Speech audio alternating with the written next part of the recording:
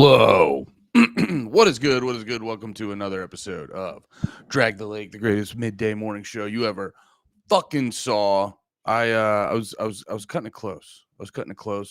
Sent Pat the link. Pat will be in here in a second. We're trying to start every goddamn gay at fucking 10 a.m. Every gay at 10 a.m. on the Drag the Lake channel over on Twitch as well. And then today is this special panties day. Every Tuesday, every Tuesday. Oh, wait, let me close that door over there.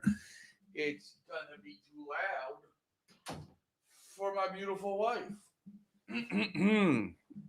But yes, caught me on the toilet. Cell Rat, what up? Dropping a deuce for the big red guy. My boy Cell Rat dropping a deuce for the big red guy. It's a new era. We're running this bitch like a goddamn morning show. It's gonna be good. It's gonna be glorious. It's gonna be a fun fucking time. Seeing all the people file in, seeing all. Well, I can't say all that. Big red deuce in the morning. Yes. Let's look at these streams. Look at that. That's a healthy stream. That's a healthy fucking stream. Oh, what is this over here? Panties in the mouth. That's a healthy. I mean, look at that. That's a healthy fucking stream. Look at that. Cletus, top of the morning to you, Andy. What is good, Cletus? What is good, Cletus? We're live here on the PITM channel as well. I sent Pat the link. We will be. I think Pat's in here today. If he's not in here, no problem. But yeah, I'm gonna be running this bitch every day, 10 a.m. I'm actually gonna, be fucking have a goddamn routine about this. Let's not open up 7,500 tabs and slow down my goddamn computer. Hope yesterday Pat went great. I was working and couldn't watch very long. No problem at all. It did go great. It actually made me ungodfully excited for the future of the stream, because if you guys don't know, it's kind of funny, man. I am anything if not persistent. You know what I'm saying? On the things I love.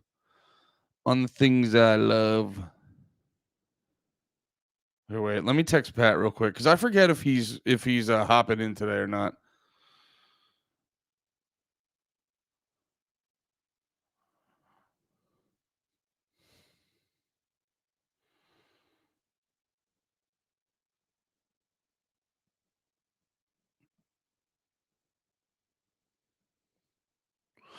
Anyway, what are we fucking talking about? Looking good, brother. High energy and glowing, hitting your big red era.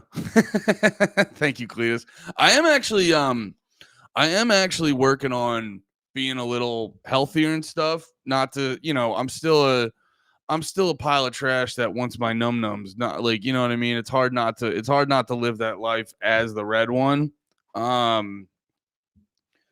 It's hard not to live that life as the red one, but yeah, it's good stuff. But I'm realizing I have to figure out a good balance to these num-nums and shit like that, because you can't just, honestly, there's that clip of McCusker.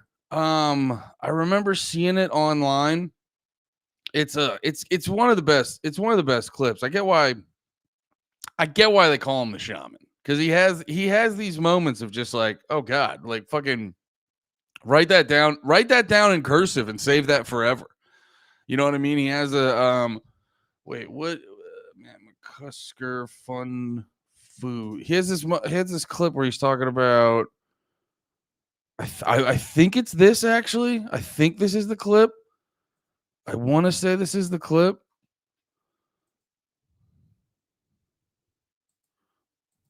Down fucking sweet. Have you ever done it? I've never been in a position to monitor someone else's calories. I don't even sit down when there's pizza. I go, first slice doesn't count. Okay, this isn't the clip I was looking for, but I am gonna play it, because I actually do have to give Shane props, because it's like it was like the most spot on thing I ever fucking seen. Just his pizza take, how pizza, and I'm watching it as a big dude going, that's a 1000% right. So I'm actually going to play this still because it's a spot on pizza take. I've never been in a position to monitor someone else's calories. I don't even sit down when there's pizza. I go, first slice doesn't count. I picked it up straight out of the box. Now I'm going to settle down. Now I'll get a plate. Put 2 on it. I'm going to stand for these 2. Maybe no one saw me get that first one. I can say I've had 3. That's a lot. I've had 4. Taking a double slice onto the plate. I mean, double slice onto the plate after the first standing. The first right out of the box standing while everyone's organizing like the soda and stuff. Such a nice move. I mean, when it's grub for everyone like that. Oh, it's feeding the greed kicks in. Dip at Gillis Family Christmas. Oh my God. The boys were circling. Big dogs circling. It is nice. I'll tell you what, Nancy Pelosi's a bitch. I will say it does. See your fucking gay husband get hit with that hammer? Oh, damn. Yeah, that's spot on. I like that clip always hit me in a certain type of way just because I was like, fuck, dude, I've been there so many times. I've been there so many fucking times. Where it's like I don't know. I think as long as there's enough food for everyone, like if I'm trying to think of the parameters. Cause it's like, yeah, if there was, if it was, well, you know what? It literally happened. It literally happened when we were hanging out. Recording a thing recently for the pod, and it was me, Pat, Lemaire, Nate, and Jabri just happened to be there. Why he happened to be there, I can't remember. I forget what we always do with Jabri. But yeah, Jabri was there. And so we crushed. We got food. We took a break from whatever we were doing, and we got food, and we got Jersey Mike subs, which we talked about. I think we talked about this on the pod this week. Shout out Jersey Mike's for a state that is shocked. Like Austin is a city. I mean, Austin is such a good food city. The fact that it lacks the proper, like the fact that it lacks like a sandwich community is mind-boggling. We were talking about this on Panties yesterday, but the fact that it lacks like a big sandwich community is a little bit mind-boggling to us, but it is what it is. So shout out Jersey Mike's for holding it down. I don't know fucking, I don't know how you guys do it, but shout out to Jersey Mike's for fucking holding it down for real, because it's like the lack of sandwiches out here. But either way, we go to Jersey Mike's. Oh, also, like, this is the other reason we need more sandwiches out here in Austin, is the gall these people have. The gall that these people have. Like, I will say this. Jersey Mike's, a fucking, what's it called? A giant, I think it is. I like to call, well, I call him by his government's name. It's New Jersey Michaels. Wait. Let me pull up their website really quick.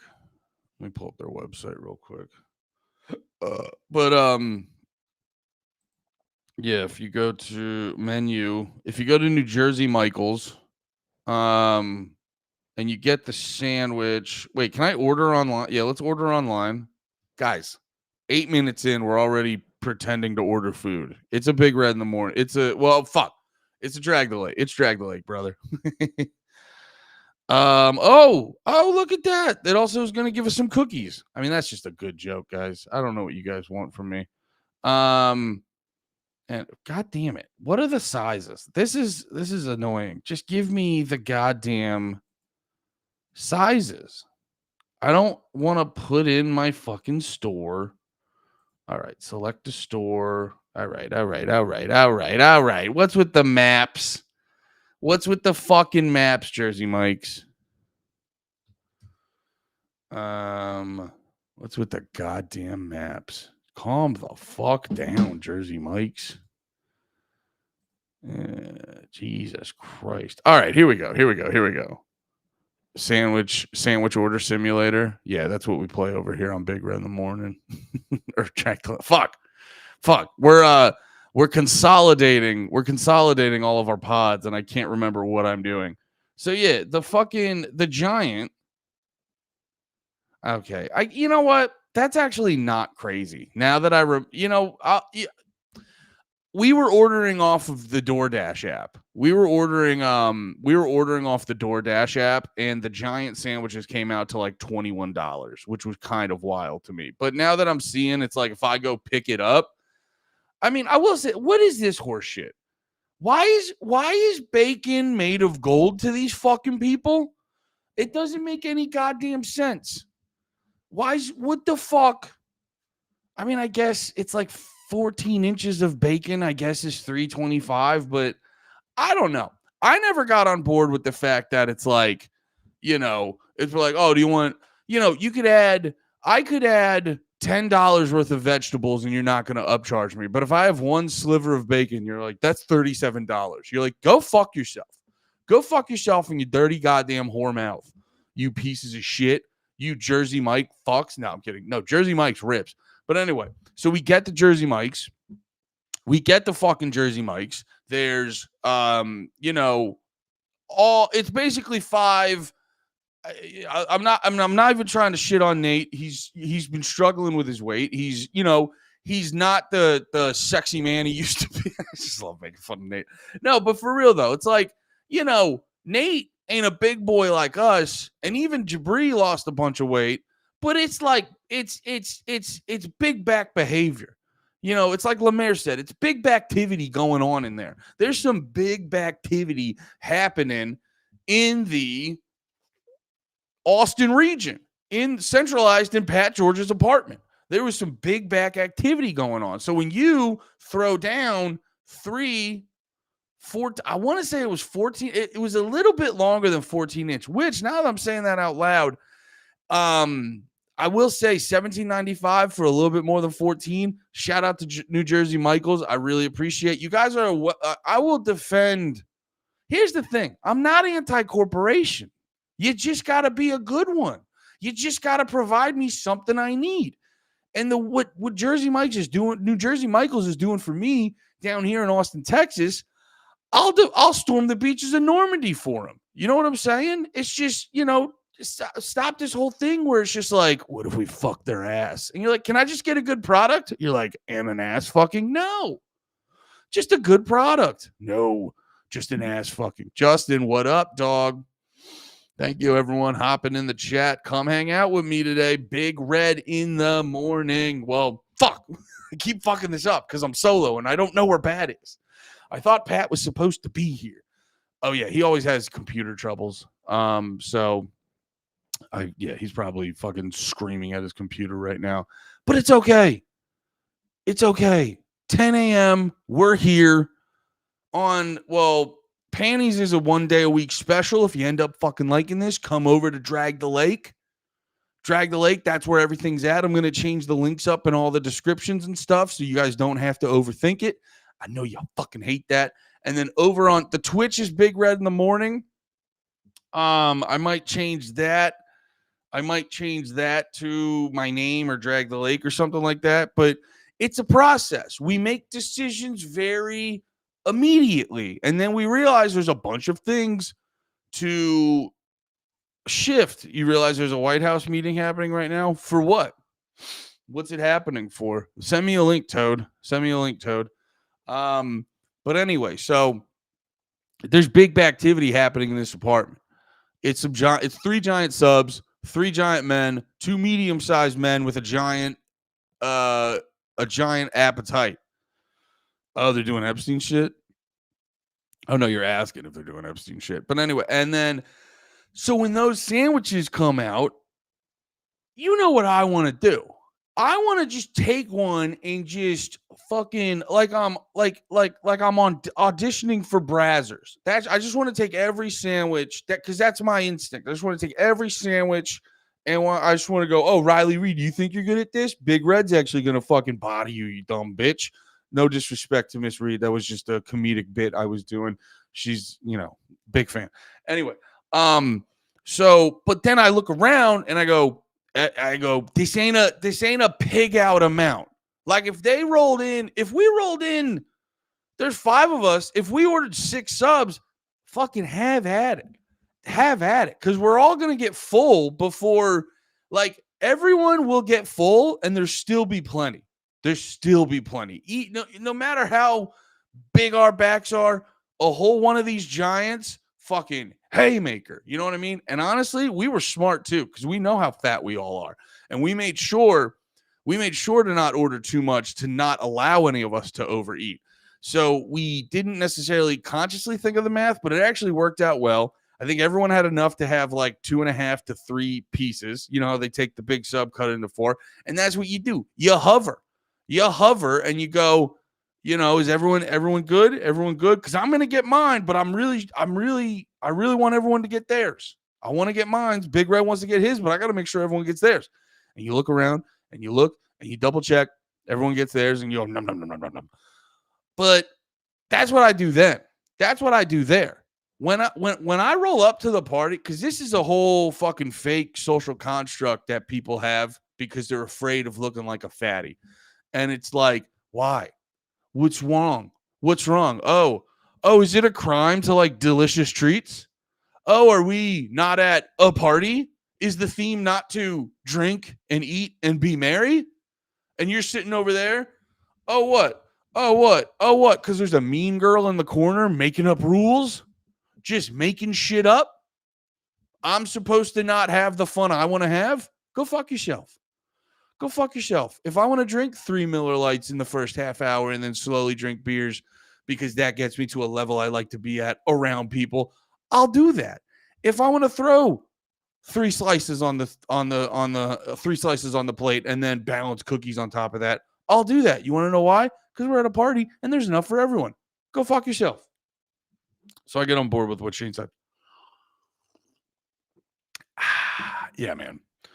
It's good stuff. No message from Pat yet. We may not have actually booked him on the show. That's okay. That's on me. That's on me. I wasn't goddamn. Lemaire's posting fucked up shit on it. So I'm just looking through my messages just to double check about Patrick. Probably just bad coordinating and bad scheduling. But Lemaire posted this, and that's horrifying.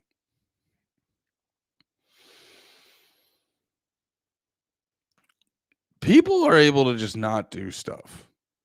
You know what I mean? I hope everyone's fully aware of that. People are able to yeah. That dude keeps posting too much of himself in that dog outfit. But no, I was the other thing I was gonna say, what Matt was saying in that one clip where it was like, you can't eat fun every fucking day. It can't be fun every day. It can't just be party time every fucking day with the food. And that's what I've been realizing, because I've been doing a lot of thinking and soul searching. And what I realized is I've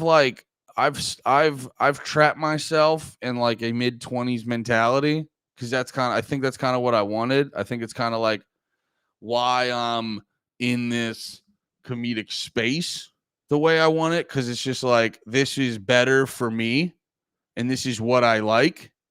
Oh wait, Pat's okay. I was worried something.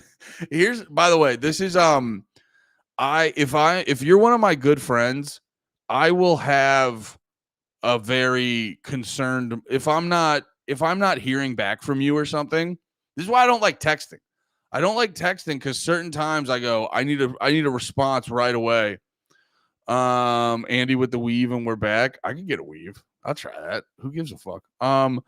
No, but if I need to, that's why I don't like texting a whole lot. Like I don't text more than I need to.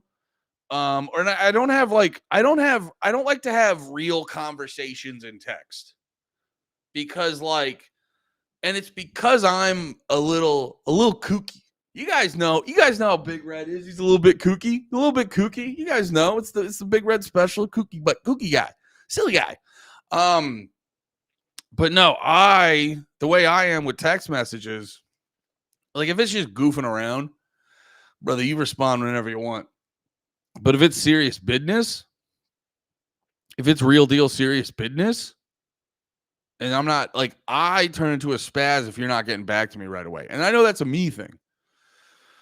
That's a me thing wholeheartedly. So I get that. So I'm not like faulting anyone else for that, but that's why usually I go, let's talk about it in person or we talk on the phone or something like that. I don't like to, hey, St. Ivan in the chat. What up, brother?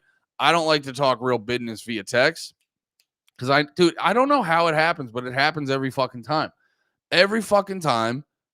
Maybe it's just my friends. Maybe it's just my friends and it's the universe knowing what makes me anxious and they're like, let's fuck with this idiot. It's dude, it's happened so many times where you'll be like, bam, bam, bam, bam, bam, bam, bam, text back, all that, bam, bam, bam, bam, bam. And then it's like that last one where you get the finalization on everything. And that like really key bit of like, I need that key confirmation on this thing. Where is it? Where the fuck is it? It's not, they always just like bow out on that one. You don't know where the fuck they are. You always just bow out. And then it's just like 3 hours later. Yeah, definitely, bro. And you're like, God fucking damn it. Do you not respect how fucking crazy I am? Drives me up a fucking wall. But yeah, no, I was turning in because at first, because Pat's a very he also has the motherly instinct like I do. He makes sure you feel good. Make sure you feel real good. He grabs you in his bosom and he just holds you tight and he goes, suck on that titty, big boy. And no, and basically him not responding to me for 20 minutes is out of character for Pat. So it made me go, something bad might be happening. And just go, wait, something bad might be happening. Well, something terrible might be. Now I'm just like, oh, someone shot Pat with a gun and I have to go figure it out. And then I remembered, I was like, oh, he hasn't responded back at any point today. And then I'm like, oh, wait, no, he did text the group chat. He's deucing. He's always deucing. You guys know this. He's always deucing. He texted the group chat pre 10 a.m. about panty stuff. So he's around. His computer's probably fucking up. But it's okay, dude. We're here with the Big Red in the morning. Let's take a quick little break so I can go get some liquids that I did not set myself up with previously. We're gonna let's just throw on some elevator music. Actually, that'd be fun. Just a little bit of elevator music. That's so funny. Good energy lounge music with positive bossa nova jazz for morning and good mood. Ooh, it is the morning and we want you guys in a good mood. All right, I'm gonna get some. I was doing a bunch of stuff right up to the wire, and I didn't get my proper podcasting liquids. So let me go do that real quick. Here's a quick little good energy lounge music with positive bossa nova jazz for morning and good mood. Happy and sweet April. It's not April though. Fuck. Would you look at that? I think you guys might have saw his cute little fucking head pop up. Guys, it's Pat fucking George. All right, never mind. All right, Pat's not going to be with us today. Yo, I meant to send you. You're a big no strip guy. Instagram keeps sending me. There's like this high tech fucking no strip thing that's like all the rage with the kids today, dude. And it's like a black thing that like really fucking opens it up. I've seen that. Yeah, yeah, and it was that one thing, a little hot. It was that one thing where you fucking click on one thing to check it out because you're like, that's kind of interesting. And then Instagram's like, this is all you want. This is your world now. Your whole world is no strips and Instagram whores. Yeah, I think it's weird that like, what the hell's going on? Why is it so loud? I'm using different headphones. Well, your mic, you want maybe drop the mic a little? The mic does sound hot. Check. I Beautiful. feel like I did it yesterday, but that's weird.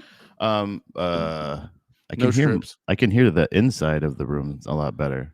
I might be maybe I'm tripping. It's probably on you. I mean, you do. Did you blink out and cough for 7 minutes?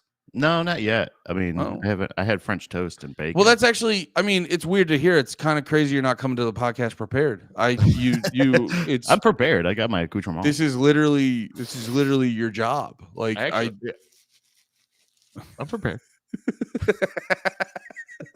I don't know why I hated that sound so much. You don't like my Foley work? Sounds so weird. Wait, you're listening to Are You Garbage? Guys, what are we doing today? I mean, it's fucking already this I mean, early. geez, guys, what's going on? Hey, I yeah, I love Pat. I love Are You Garbage as much as the next guy, but we got to fucking talk today. I mean, geez, hey, guys, I'm here. I'm here. Guys, I'm queer. Comedy. No, I think it's weird. Those nose strip things that I've seen are kind of weird because like it's the same mechanics. They're like, oh, are you tired of using these nose strips? These are way easier. And it's like you've just taken the nose strip and you made it 5 different pieces now. So it's like now I get to do 5 different steps instead of just opening a package and putting it on my fucking nose. Yeah, like, but it's better. Well, and they always have to like adapt it to like, they're like, what would the most retarded guy ever be impressed by? Yeah. And then they got to be like, mouth tape, rape tape, or whatever. What's it called? yeah. I think it's called trunk tape. Yeah, it's called hide the body tape. No, yeah. What is it? It's actually called hostage tape. Yeah, right? Yeah.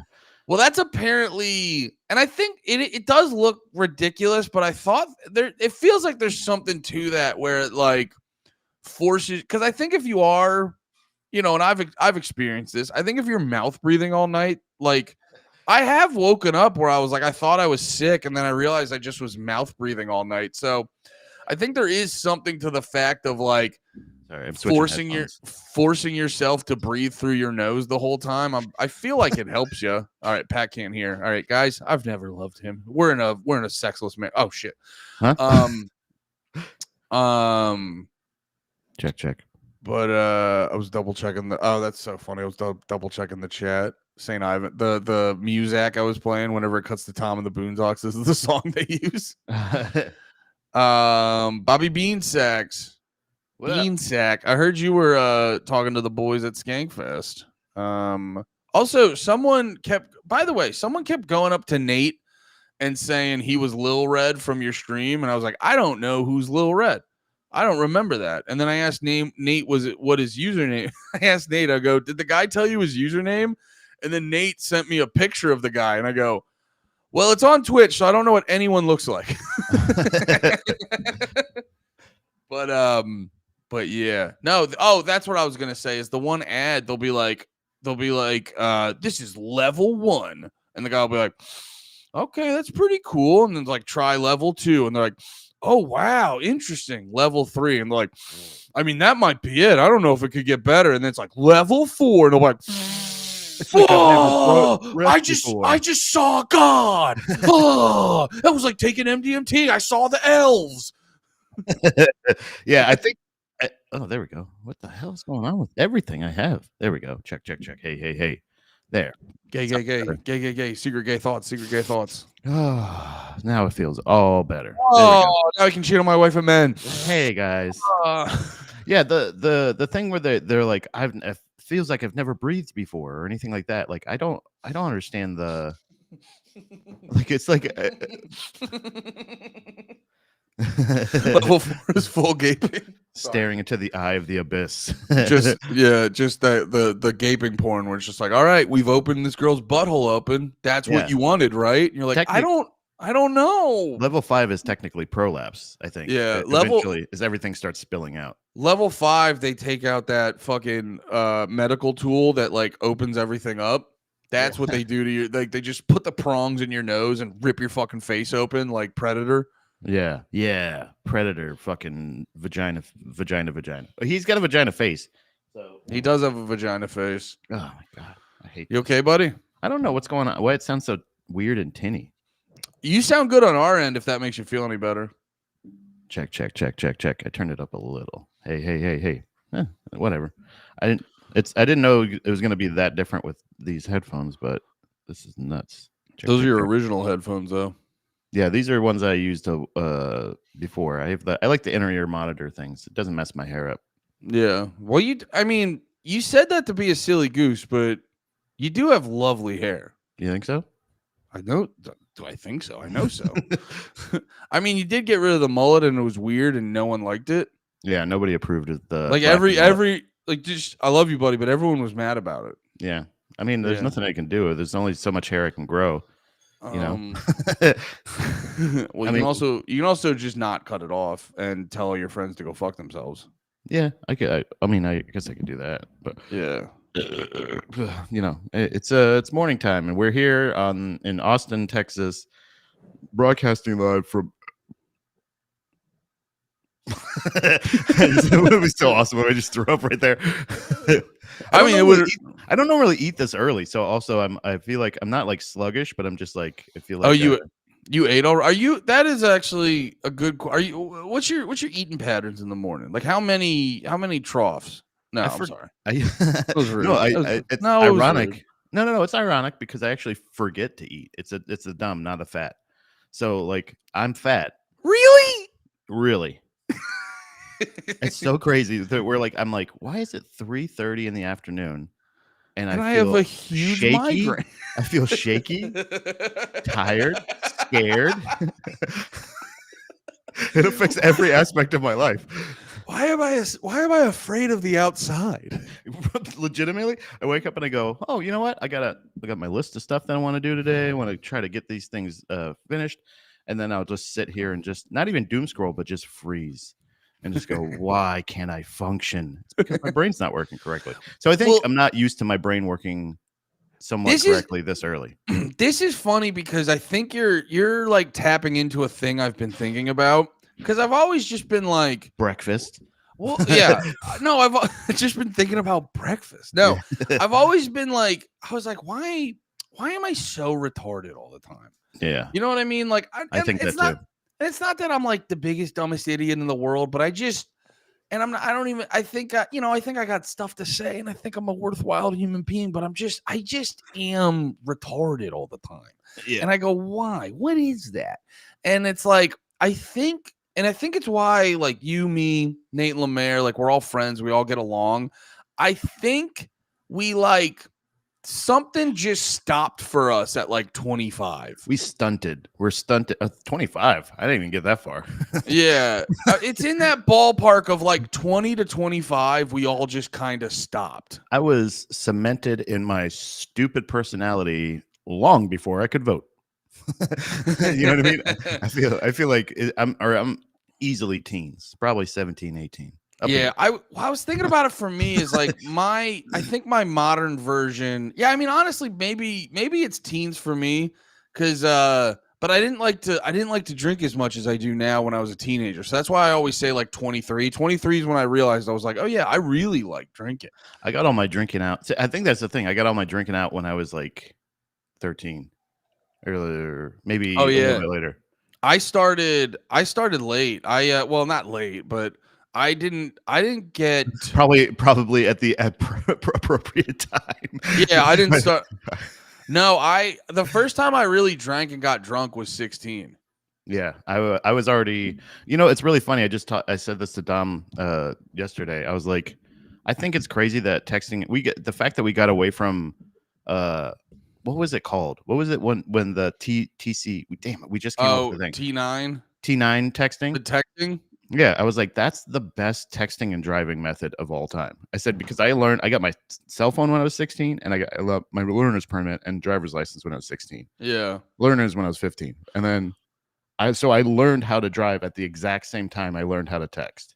So like, actually, if I could correct you, this is the best texting and driving technique. And then like my knees just on the wheel. Yeah, both hands, and you get it closer to your face so you can see it. Yeah. You know what I mean? You don't want to. And then I go, fuck you! It goes, boop, boop, boop, boop, boop, and go, learn to drive! Pat, you wouldn't believe how bad these people drive. Fuck you! Yeah. I learned that it was a weird kind of thing in general that like I like the safety features on cars, I feel like keep me from doing the unsafe things I want to do while I'm driving. Do you know what I mean? Except, well, you'll experience this in your is your car, what year is your new car? 2017, I think. Or yeah, 17. Oh, okay. So they might have, I don't know what backup cameras were like what the norm, but I gotta tell you, the modern backup cameras, they make you a worse driver. Yeah. Well, Yeah. no, they all do. All of like the rental we had for we had a Malibu, Chevy Malibu that we were renting for like Nice. almost a month. Yeah, it was not bad. And it was No, like I've parked a couple at the valet stand. They're pretty nice. it's a smooth ride. It's a nice consistent. You know, I'm not a car guy. I don't know how Yeah, to build them. you're a human guy, Pat. What are you talking about? Well, no, I'm not. No, I mean, I'm like not like a transformer. I'm not trans. So, Guys, I'm not trans. I'm a former. cis male. I don't know anything I'm about cars. I'm an Autobot male. I'm a Decepticon kind of guy. I identify as a Decepticon, and let me use your Autobot bathroom. But there is a like I don't and it's just not a thing that I care about. I don't know anything about horsepower, about engines, about Yeah. I don't give a fuck. I just want you got all this polo on, but you don't care about horsepower. Anyway, You know it's Kanye song. You don't know. you know what I love? You know what I love though? A car with a nice, sweet ass stock stereo. Yeah, I love dude. a My first stereo. That sounds good. My first car that I really like drove for a while. Like my very first car was this tiny. I forget what the fuck it was. It had I think it might have been called a Trailblazer or something like that. I think I just realized I'm a stock guy. I'm stock. Me, Pat is not. I'm not like of Hardy stock or anything. I'm just stock. Yeah, you're I'm just stock. You're base level. You're standard. Standard issue. Stock. Standard issue, Pat. Standard stock and ready to rock. That's who but I no, am. my first car. So I was like this for a while too. And my first car, it was like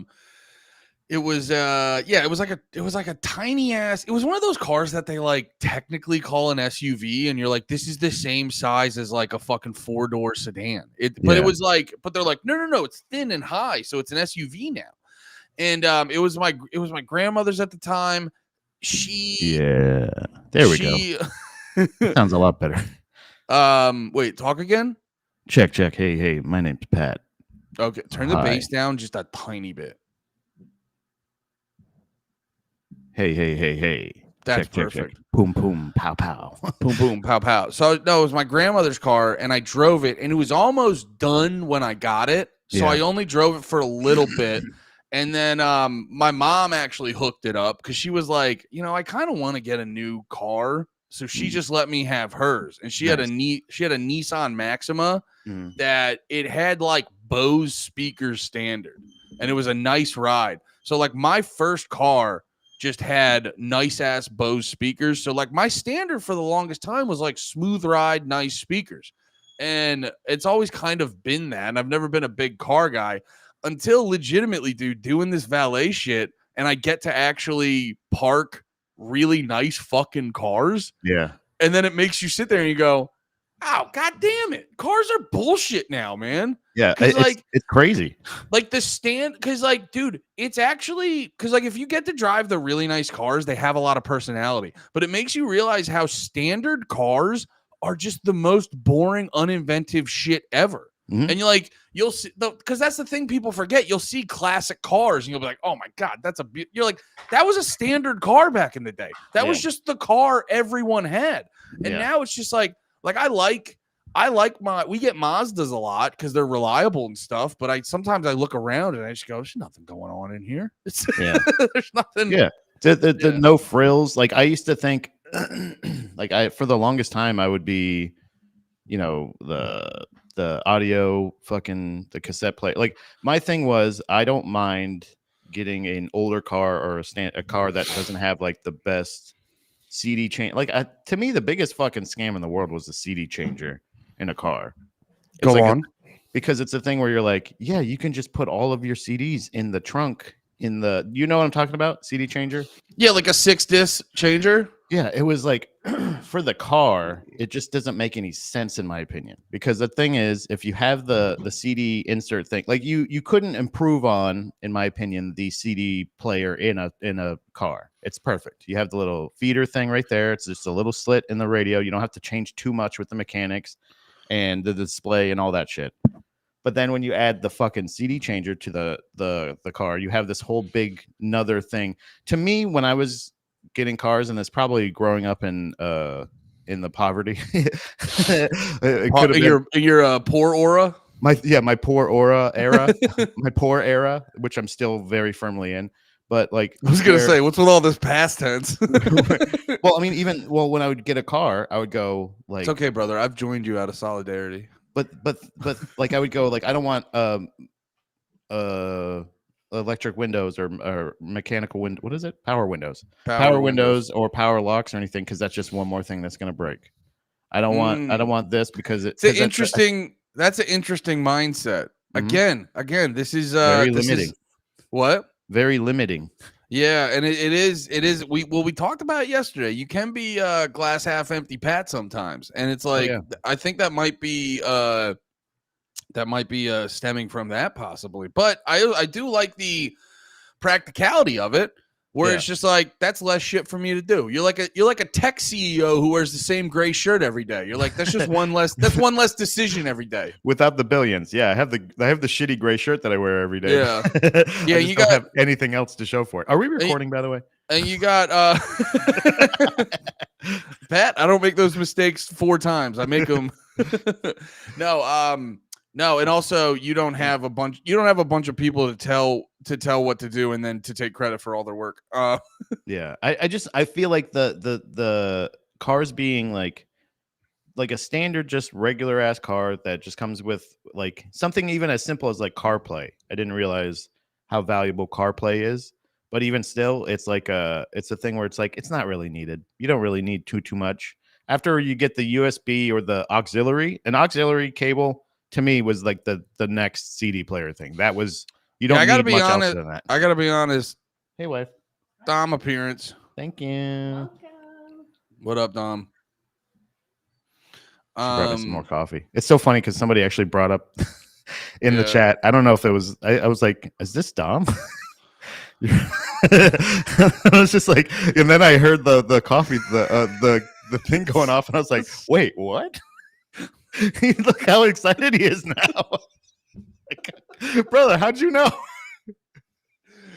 Bro, that's crazy. What the fuck is going on? Pat, if you want to take a pause and check your closets. I'm a little freaked out, to tell you the truth. I'm shook. Well, no, I think you came in sounding a little sleepy-eepy. And the nose strip and the crazy hair. Yeah, and the having nothing in order. Having to fix everything about your setup. Having 2 different pairs of wrong headphones. This headphone's bad. This headphone's bad. Yeah. This headphone's so crazy because I'm a dummy. That was actually Pindar's fucking locked in. You nailed it. Definitely, he definitely works for the NSA. Is he the guy that fucking? Are you the one that gets all the scammers? And you like, are you hacking my camera right now? Oh, scam the scammers. What am I doing right now? What am I doing right now? What am I doing right now? Jiggling your titties. But speaking of, when you said when I said jiggling titties, I thought of this, and you know the whole. No, you know our brother. I hit. What? Don't bring that evil in my house. Don't bring that, Ricky Bobby. No, I've been hit. You know the 6-7 thing. I don't know what it means, but the kids are saying it. I've been hitting more people with the 9/11, and it's doing good. It's doing numbers. Yeah, 9/11. 9/11. This is 7. This is building 7 over here. It's a little 9/11. Yeah, no. The other thing I was gonna say about cars is, and it's sort of like, I feel like it's this thing nowadays where they're like, "Oh, are you poor or middle class?" Yeah. You know, like I'm listening. It's just like anything for like poor or middle class people seem to just like absolutely lack any personality. Yeah, you know, I like that. I like that though. I like the middle of the road stock ass. Like, give me a fucking Saturn that's like blue with nothing in it. Are you a brutalist or whatever the fucking architecture's called? You know what I go in? I go into a stock stereo and I go into the settings and I just bump up the bass like 2 or 3 up, treble like half of whatever I boost the bass, and then the middle about half of what that is. And it boosts in and it just makes it so much. What is that? Is that the shit you like? You want to jack your shit to that, Pat? You like a little brutalism? Yeah. You about to come? You about to come your little fucking dick off? Is that like where the stairs are all the same or something? Yeah. That's where the stairs go up and down, The left stair and right. room. Yeah, you know, Yeah. you take the stairs and then you end up on the bottom floor or something. Yeah, they were like, they saw the stair room picture. You go, make that a building now. Yeah. Construct, Hey, make that a fucking building. engage. No, I think that's I think that, and by the way, Kingpin is not watching me because I was jerking my dick. Idiot. Mhm. Well, to be fair, when you jerk your dick, the belly does jiggle. Yep. When I do everything, my belly jiggles. Every time I talk, it's going with my chins. I'm just saying he's technically right. Stock cars. Give me a nice stock Bronco. And then you know what I'm going to do? I'm going to go to Best Buy and I'm going to get the cheapest stereo I can And I'm find. going to run from the I'm gonna police. And I'm going to put in that. Yeah. Yeah. Well, how'd you know? Yeah, that's what I got. I honestly got to drive a Bronco the other day. They're nice. Brother, speaking of my New Broncos are nice. My coffee deliverer, speaking of her, we were watching that OJ documentary. I have I told you this before? Which OJ documentary? It There's was a whole I think it was the 3-parter. I think it was the Netflix. The one, yeah, no, it might have been the 30 for 30. Was it Netflix or it's one of them? Well, so the 30 for 30 is the 30 for 30 is the best one because there was a Netflix one that came out like a year or so ago that was like it was that one. It was good, but they basically took everything and just they presented it in a cool way. If that's your first OJ doc, it's a good doc. But like I've already seen People versus OJ, the 30 for 30. So it was just kind of like you didn't like hit me with too much new shit. I think it was that one. The 5-part 30 for 30 is one of the best documentaries I've ever watched because they do a thing that no one else fucking thinks to do, where they literally spend an episode just getting you into the mindset of what the 90s were like and how people like perceived OJ. And then you actually like get your like it takes an episode and a half or so to like get into that mindset. And then they're like, all right, let's talk about OJ. Yeah. Cellrat's got it here. I just went through the process of having to get a new car, but I didn't. I went through the newer cars. I think originally we were going to get a 2018, like Nissan or something. Sure. And then we ended up going with the 2017. They're still available, brother. Go to CarMax or some shit. You know what I mean? Just don't get MaxCare. That's a fucking scam and a half. Don't get me started on that shit. What's that? Their extra warranty shit. The first people that wouldn't help me. Then my insurance and then the rest of them. But no, the OJ doc, that's what I was bringing up. Was we were watching that and it was going into the, you know, obviously the alleged murders. The frame job on OJ. Yeah, obviously. Yeah. And like they're explaining their throats just did that, right? Their relationship. Well, you don't know that. You've never seen you weren't there, right? No, that's what I'm saying. It's like OJ was there, but like their throats can just do that. Yeah. You don't have to be near a violent wife beater. You've never seen a head just fall off. You don't have to be near a violent wife beater who has CTE. Your throat can just do that. These California folk, you know how much they get like their plastic surgeries and they're messing around with all the stuff up here. You never know if they just didn't sew something up right. Yeah, exactly. But we're watching the documentary and she just goes like she says like just kind of like so like just just out of nowhere she was just like he just loved her so much. Who said that? Dom said that about OJ and I was like, damn. Dude, I mean, I'm gonna give me a Bronco. We were gonna plan on talking about Frankenstein, and this just goes into some things I was thinking about with the Frankenstein. I mean, I don't want to hard pivot away from it, but no, I was like, we were talking about yesterday about you. We brought watched the same one, right? With the Guillermo del Toro. Hotel Transylvania, right? Yeah, the one on Netflix with Christoph Waltz, my favorite. Yes, Christoph Waltz. I was very happy. Okay, here wait a minute. Quick this is what I was looking for, by the way. It's like I miss this. I just want everything to look like this. I want things to be like this again. Where like I hated this era. I loved it so much. I mean, I loved the era, but I didn't like the design. No, like I just broadly mean this because it's like, dude, if you look at Here, wait. Let's like At first, I thought you were showing me a car Max, and I was like, that kind of looks like that now. Still, I mean, they still got all CarMax. the. Nah, it's just like you know how like here we go. How like McDonald's all just look like this now. Mhm. They'll just be like a box, and Yeah. you just you know like the world used to be a Bob's Burgers episode. You Right. know what I mean? Like Yeah, it was illegal to make your building not look like what you sold. Like that's what like Yeah. I gotcha. it was like a thing. It was like a thing where like people gave a fucking shit about like just more than just the fucking like, well, we gotta guys, we got numbers to hit. You gotta fuck a lot of asses today. You gotta fuck a lot of asses. You gotta trick a lot of people getting insurance and coverage they don't need. We need to fuck a lot of asses. It's like, nah, man, it wasn't. I don't know what it is. I just wish they gave more of a shit than just like, how are we gonna screw these people over? Yeah. I get it, but it's also a thing where like there's no more.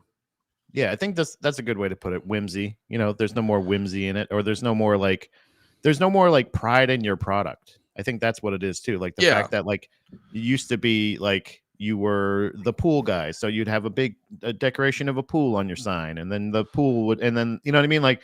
But it does get to a point where like people can't afford that to like that much like to design their shit into that, and then you get into the I hate the other things where you're like your name is like the name of your restaurant is like Giovanni's Deli or something like that. Yeah. And then when you're setting up your business, you like get all the accoutrement, you get the tables, you get the tablecloths, you get the little shakers for the cheese and all this other shit, and then when you go to get the sign for the strip mall thing out there, you get the sign that says restaurant. Like that's how lazy it's gotten now, where they just get the sign that says restaurant. Oh, and then you go restaurant, but then you go to you're like, okay, it's a restaurant. I see Giovanni. Why didn't they just put Giovanni's on the fucking sign? That's the name of the restaurant. Why do you have restaurant? Well, I think it's gotten that lazy.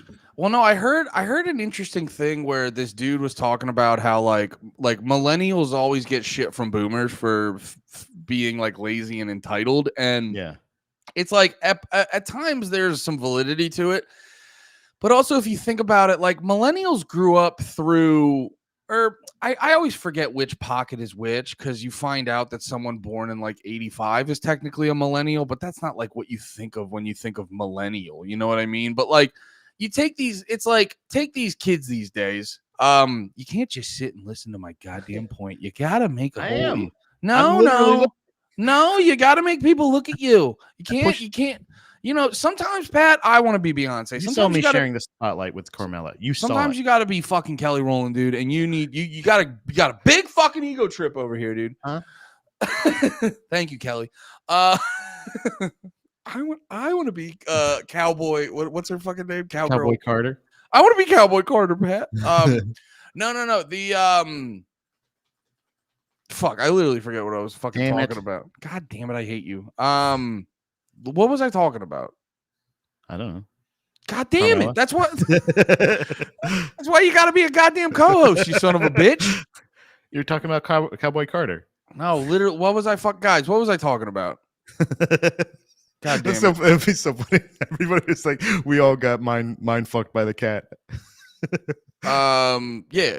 Your cousin. God damn it. This is all very disrespectful to me. Were you talking about your cousin? What are you talking about? I don't know, dickhead. You picked up the cat and stopped fucking listening, because it can't not be about Boomers you for 5 fucking seconds. Anyway, millennial shit. Oh yeah, boomers and millennials. Stop. Put it back on your face. You're pissing me off. No, but the boomers and millennials shit. I'm frustrated. There we go. Anyway. I mean, you're the one who talked for 20 minutes about your wife not hearing about Parmesan, but I can't expect you to be a good goddamn co-host. But no, anyway, the thing I was saying about it was like yeah, that's right, the millennials and what like just the essentially like the kids these days and shit like this. They always like hit them with the like they're entitled and lazy and blah blah blah.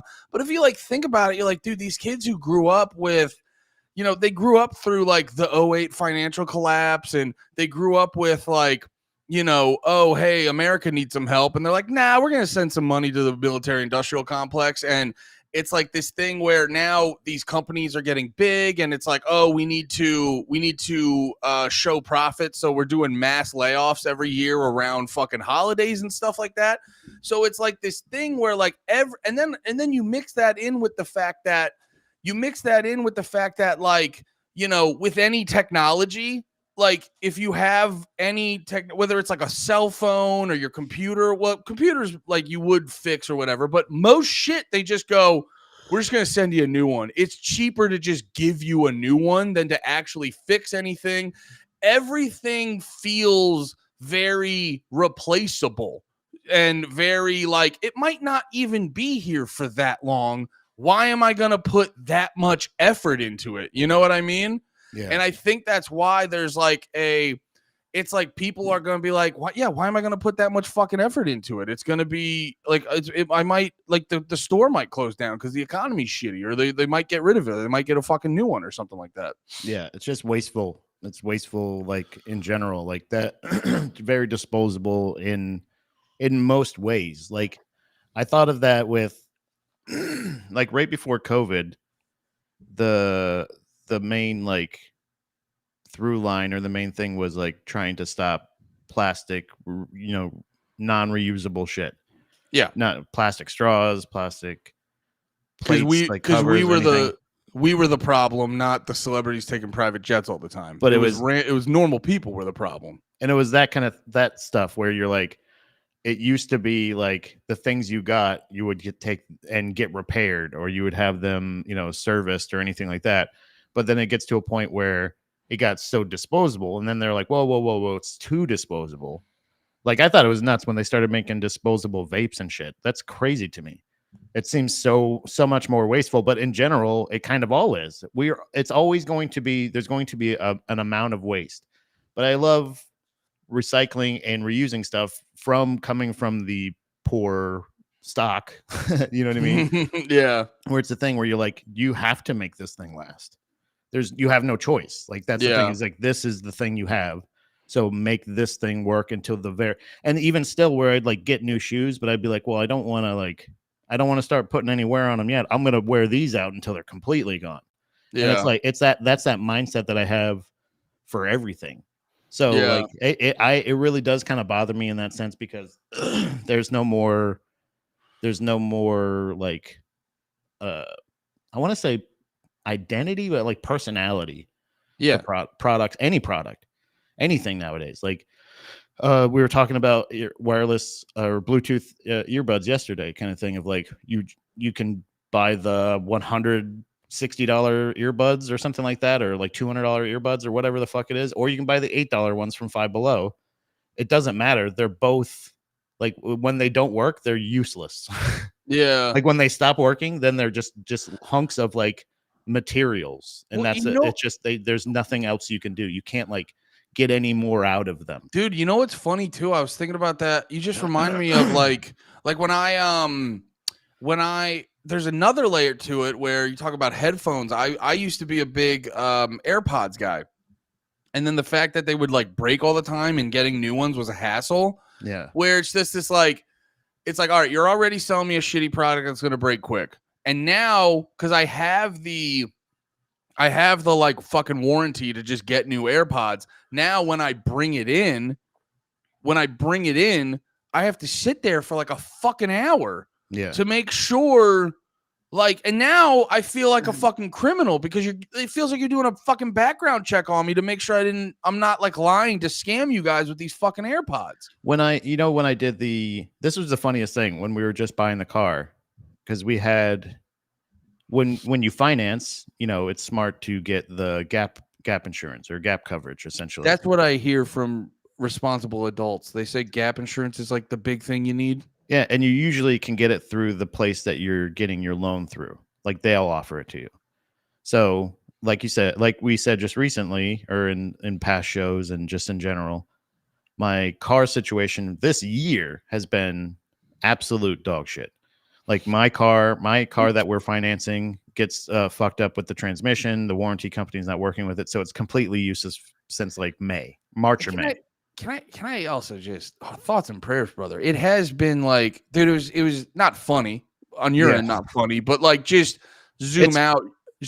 You can just like you laugh at like, yo, is someone like, I know you don't believe in God, but like he might be real and he might be mad at you that you don't believe in him, dude. Like the way the universe is butt fucking you with cars is like I'm getting offended on your behalf at this. It's point. Nuts. It's like it's crazy because like we in Pennsylvania we got our credit so in such a good place that we were able to finance 2 cars.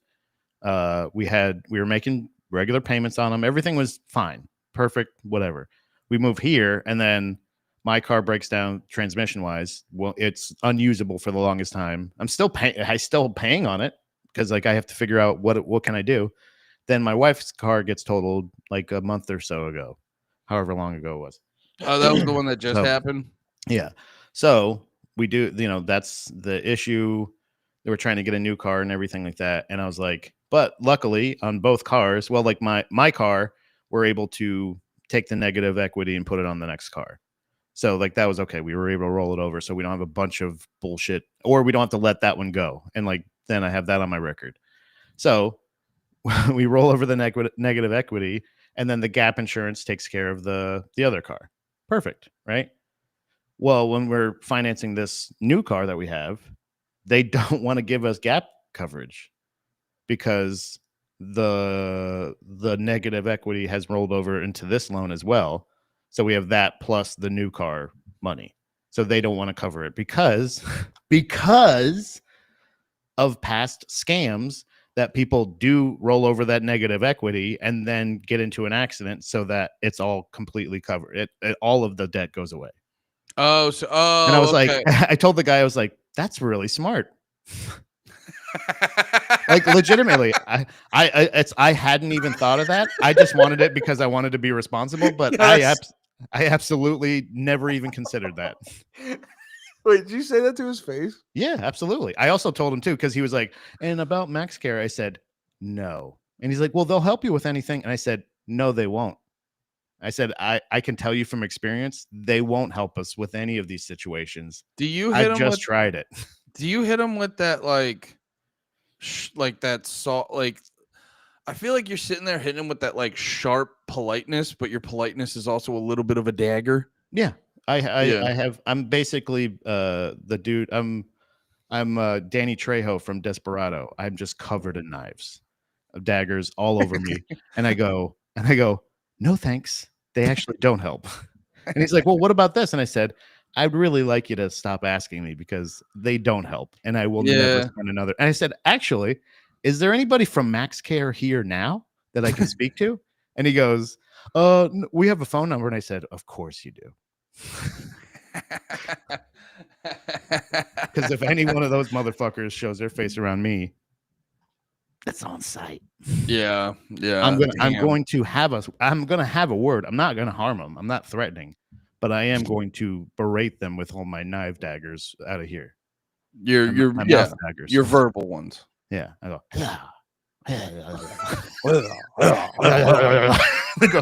Call the police. This guy's being weird. He's just going.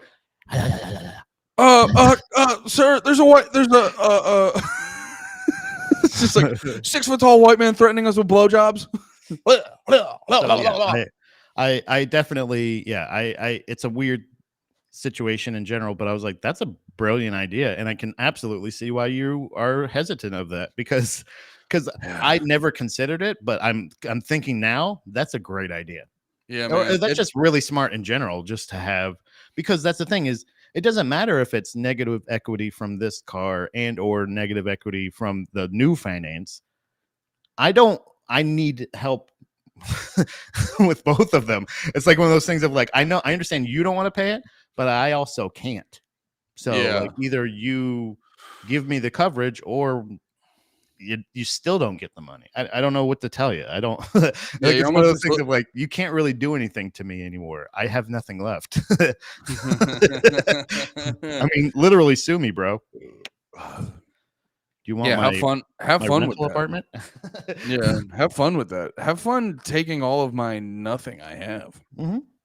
Yeah, and that's why I've always said like I'm always okay if somebody wants to steal my identity. Maybe you got it. Like you can do something with it. I got nothing with it. Maybe you know like what to do better with this than I do. Yeah, have at it. That's You can so have a fun. crack. I got a Joe Schmo guy here says what kind of car is it? I got a Kia Sportage. Kia Sportage. Kias aren't bad. I had a Ford Focus wagon, like the little one, and Dom had Subaru, like the Forester, and we Yeah. kind of feel like the Kia Sportage is a perfect mix between those two because now it's a red, like it's like a crossover type deal. It's like a heavy, big car, so it's cool. Nice. Yeah, no, the Kia, well, the Kias had they had some bad press because of like, there was the Kia Boys thing and shit like that where people were like breaking into Kias and Because stuff they like have that. catalytic converters, right? That's what they're stealing, the catalytic converters.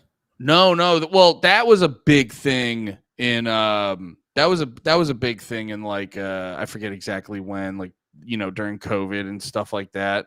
I think the catalytic converters was more like these are really good, and no one's doing anything to stop crime really as much anymore. So it's steal season, dude. Yeah. No, but the Kia Boys thing was like apparently it was just there was like because all these cars are computers now, and they're like computers with wheels and shit like that, and a lot of I think the Kia Boys were just figuring out how to hack into the cars, and a lot of them were just stealing them and like joyriding and shit like that. And Kia put out a whole fucking thing, but we were laughing because like, dude, did I tell you about this? Like our car that we just got rid of, it was like, oh yeah, Kias are usually a good car unless you get this specific car from that Yeah. specific year. I think And that's once what it we hit- did with the Focus. Yeah, that's what it was. That specific year, make, or model, whatever that one was like the worst with transmission. And actually, I saw Brian Fennell warn me when we posted that we got it. He's like, "Oh, careful, mine just got fucked because of the transmission." I was like, "Come on, that's completely different. This is a red one." You idiot! Yours was blue, stupid. Fennell, there's very different shit out here, you dumbass. I think I know something about cars. Okay, I got the Max Care because it covers transmissions. I don't have to worry about that. You just have a bulletin board. You're like, this color's red, Yeah. this color's blue. Okay, completely different. They're different cars. So anyway, thanks anyway, buddy. But yeah, our Steph But was yeah, making that particular Kia. But Steph was making the joke too, where she's like, could the Kia Boys please steal the fucking car? It would actually really help us right now. Well, that was the thing with my Focus for the longest time because like we're financing it. The insurance says that there's nothing they can do. The warranty company won't do anything that actually will help me. So I go like, I'm just kind of stuck with a car that absolutely doesn't run. That I still owe like $5,000 on. Do you still have the car? The Focus? No, because I traded it in for this. But you still owe They didn't let you roll the money over? No, that's what I said. I took the negative equity and added it to this car. Oh, So, that's like, right. I'm sorry. They wouldn't give you the gap insurance. Right. Yeah, because of that. Because you- that $5,000 was added to this loan. Did you say you really wanted it though? I actually said no. I felt like it was useless after he said that, and my eyebrows went, "That's a good idea." And I think like, oh, he's not gonna vouch for us now. Yeah, I will. I should have said I wanted it really bad before I said it was a good idea to. I will be honest. defraud them. Yeah, I will be honest. If your goal was to get insurance, that's a good idea. Not the best thing to do in that moment. Yeah, and I did look up the CVT transmission thing that Schmo's saying here. Yeah. Do you know was if it is? I have no idea what it is, but I know that this is a common issue with the Kia that we got. Hold on. Where is the other one? Personally, I would like to stick with Toyota. Yeah, obviously.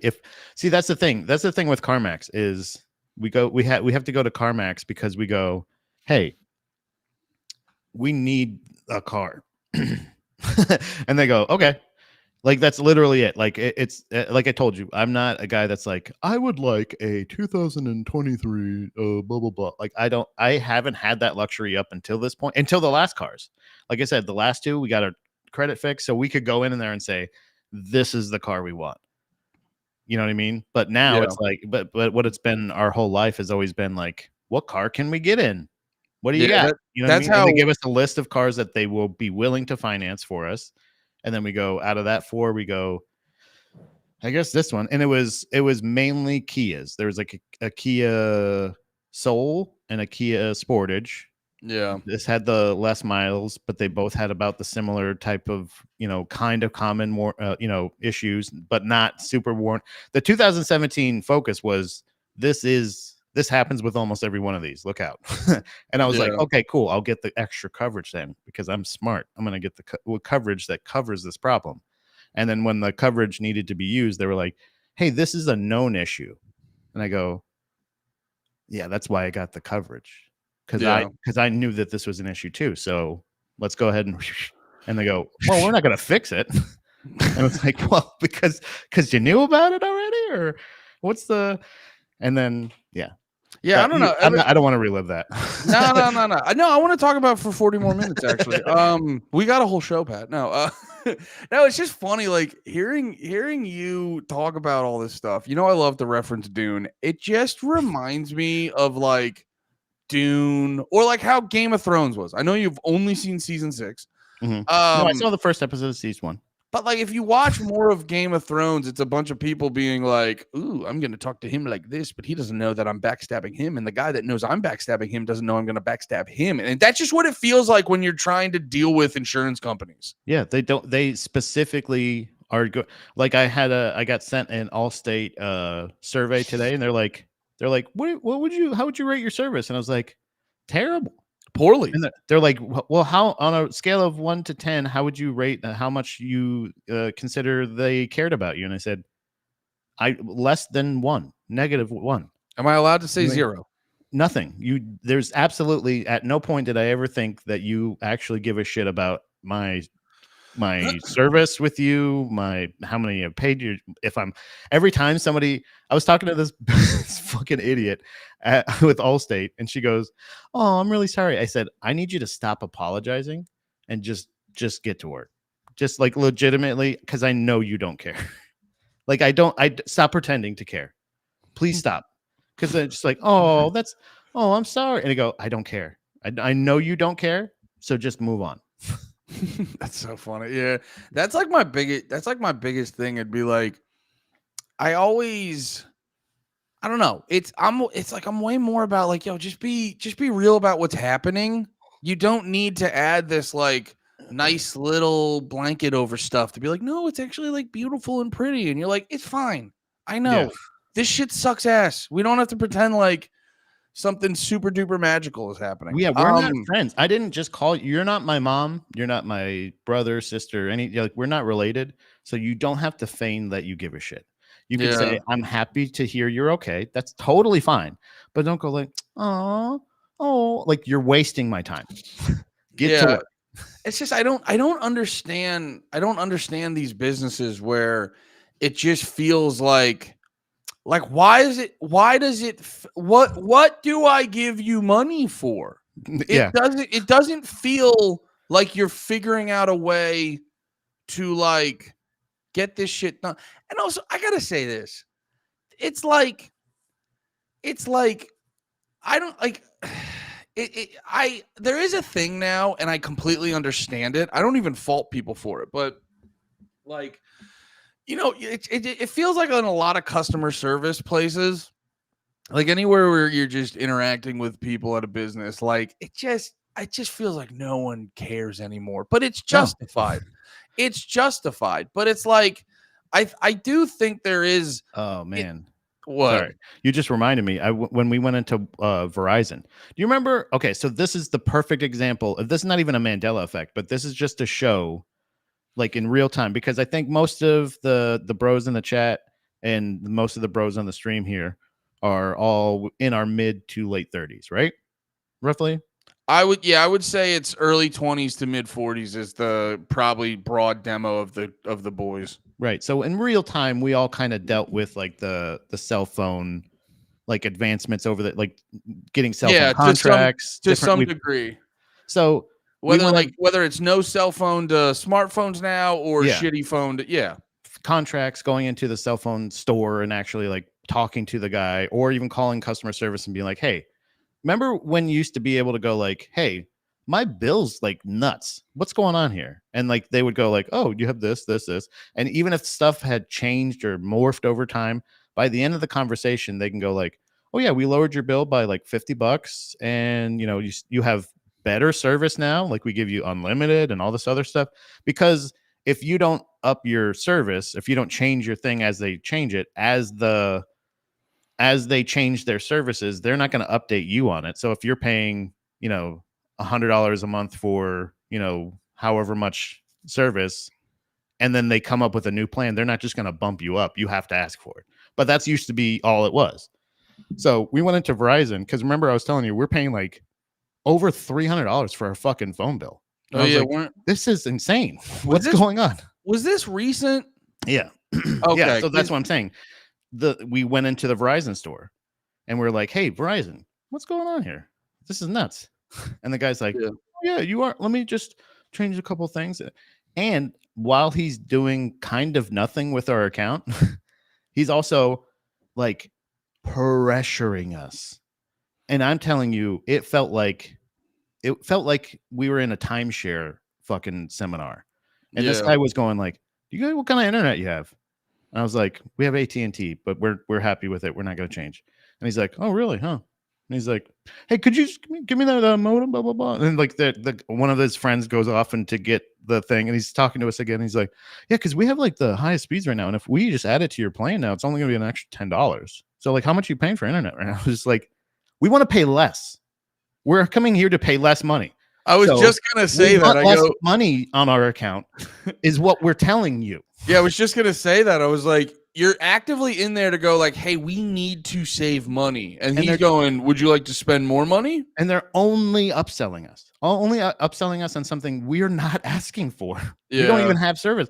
And I said, well, we did have Verizon Fios. Do you have Fios? And he's like, no, we don't have Fios. And I said, then we're definitely not switching. Yeah. Like, we're not going to switch. We are happy with our internet and we want to spend less money.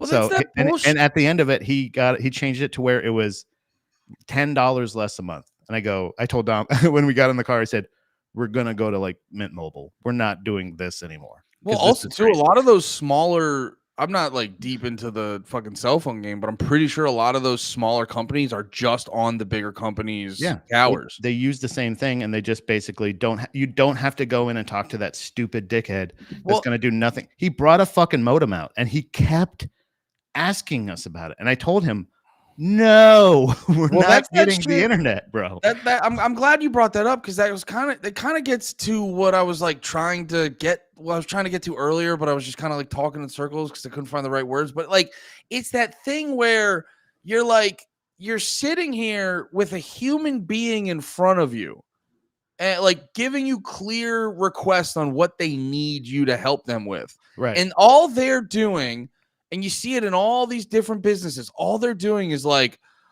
I just got to make Verizon happy. And you're like, bro, I'm right here. Like, what is that? Like, I understand quotas and stuff, but it's always just like, I'm not one of them. I'm not one of them. It's one thing.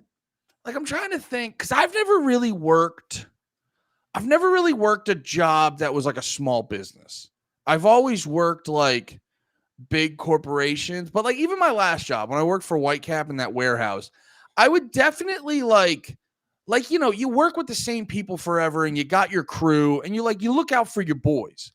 But there was always like, but when it would come to like person for person, like I was never a salesman, but I was always of the mindset of just like, brother, I'll fuck this company as much as I can. Yeah. I want to get you a deal and keep you as a customer. I go, I don't know that mindset of just like, but you know, it's probably because these fucking corporations, the way that they like quantize your abilities and they quantize if you're going to keep a job or not is just like, are you loyal to the empire? You know what I mean? Yeah, Are you a yeah, good stormtrooper? You know what I mean? Like, are you loyal to the empire? And it's just, this is why I always go like, it's like, you know, evil entities are going to be evil entities, but they need people to be good little foot soldiers just following orders. Yeah. And I'm always just like, I don't know. I get it. I don't have a fucking family. So like I have a family. I have a wife. I don't know if I told you about this.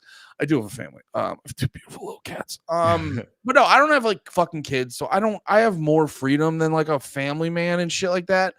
But honestly, people also to a degree get themselves in those situations where they are like, oh, I've been, yes, sir, just following orders since fucking day one. I don't know.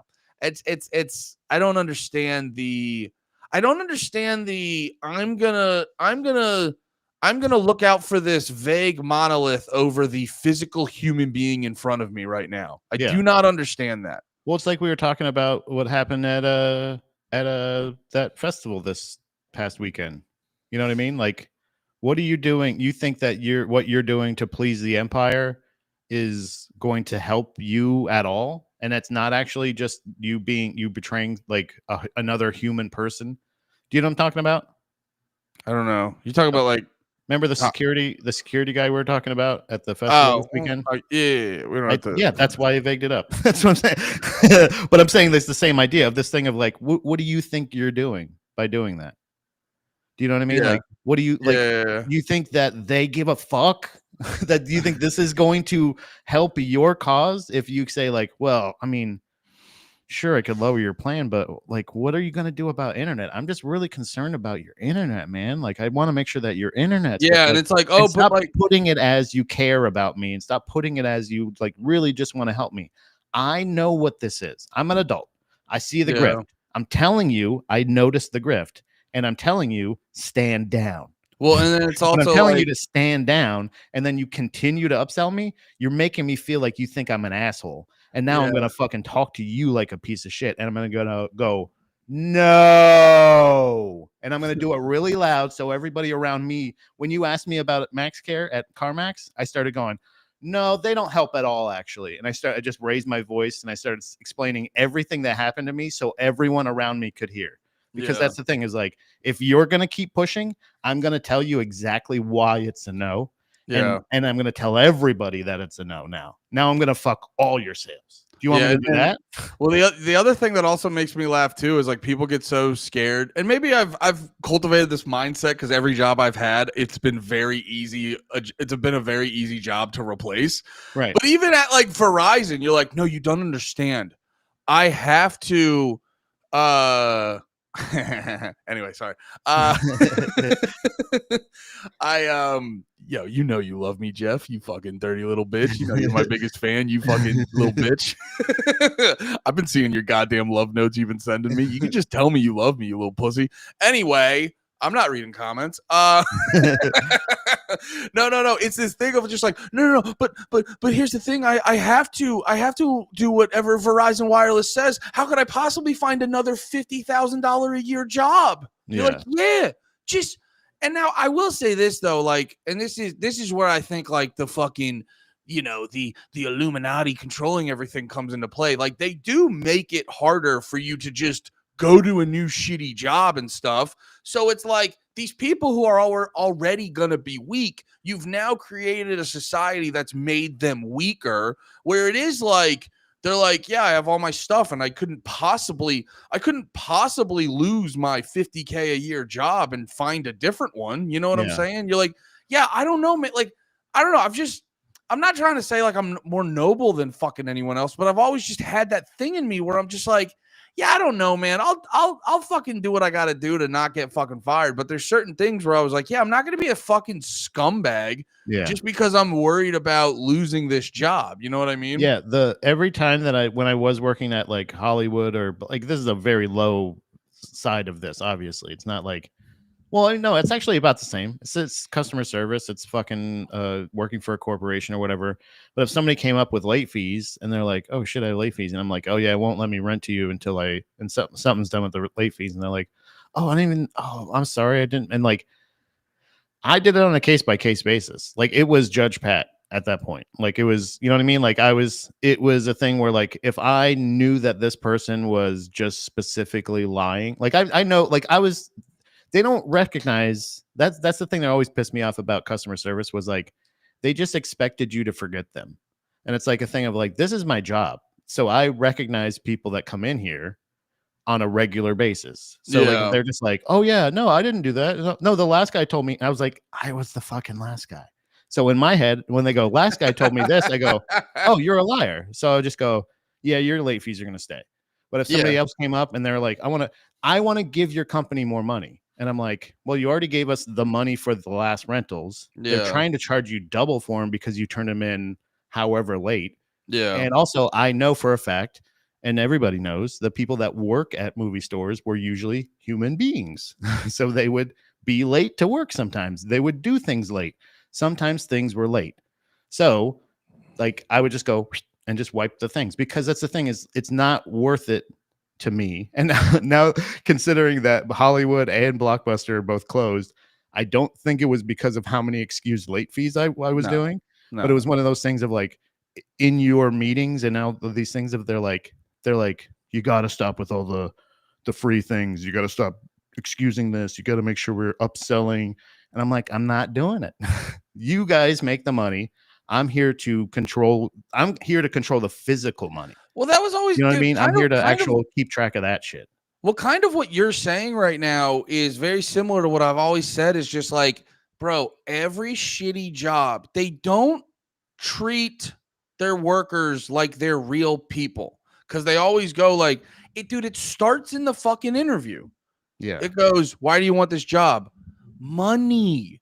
It's money. I would be fucking sitting at home jerking off watching Netflix if I didn't need money. You know what I'm saying? Like, yeah. I'd be sleeping till fucking 10 a.m. It's like money. Why are we going into this thinking it's anything else than that? Like, I don't even, so like they start out asking the dumbest question in the fucking world. And then when you're at the job, they talk about like, we try to cultivate a culture of no, just say what it is.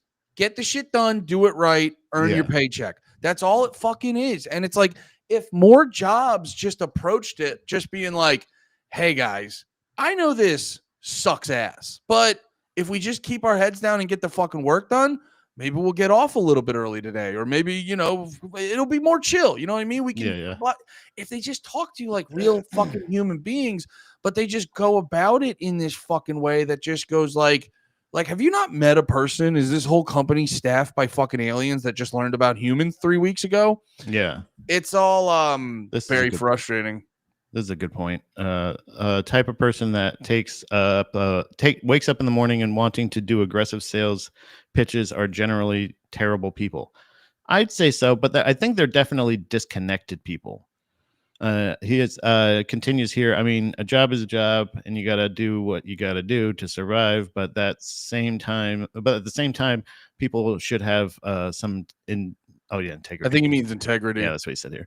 Oh yeah, right here. But yeah, so like, but that's what I'm saying is like, because like I know a guy. I actually, when times were really tough, I was reaching out to another guy in this area, another comic. What's his face? JT Kelly.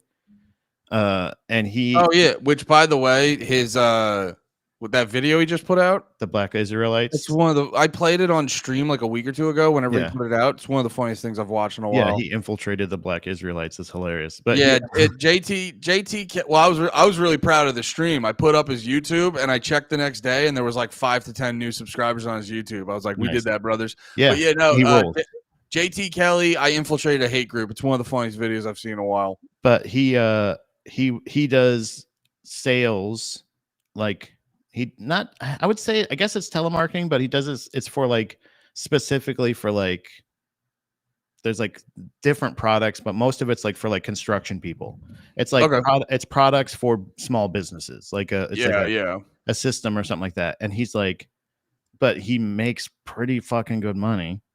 in my opinion, for what it is, like, and for, but like also it's like a thing where he's like on a regular day you're expected to make, I think it was like, I feel like it was like 100 calls an hour. Mm. So like they're expecting you.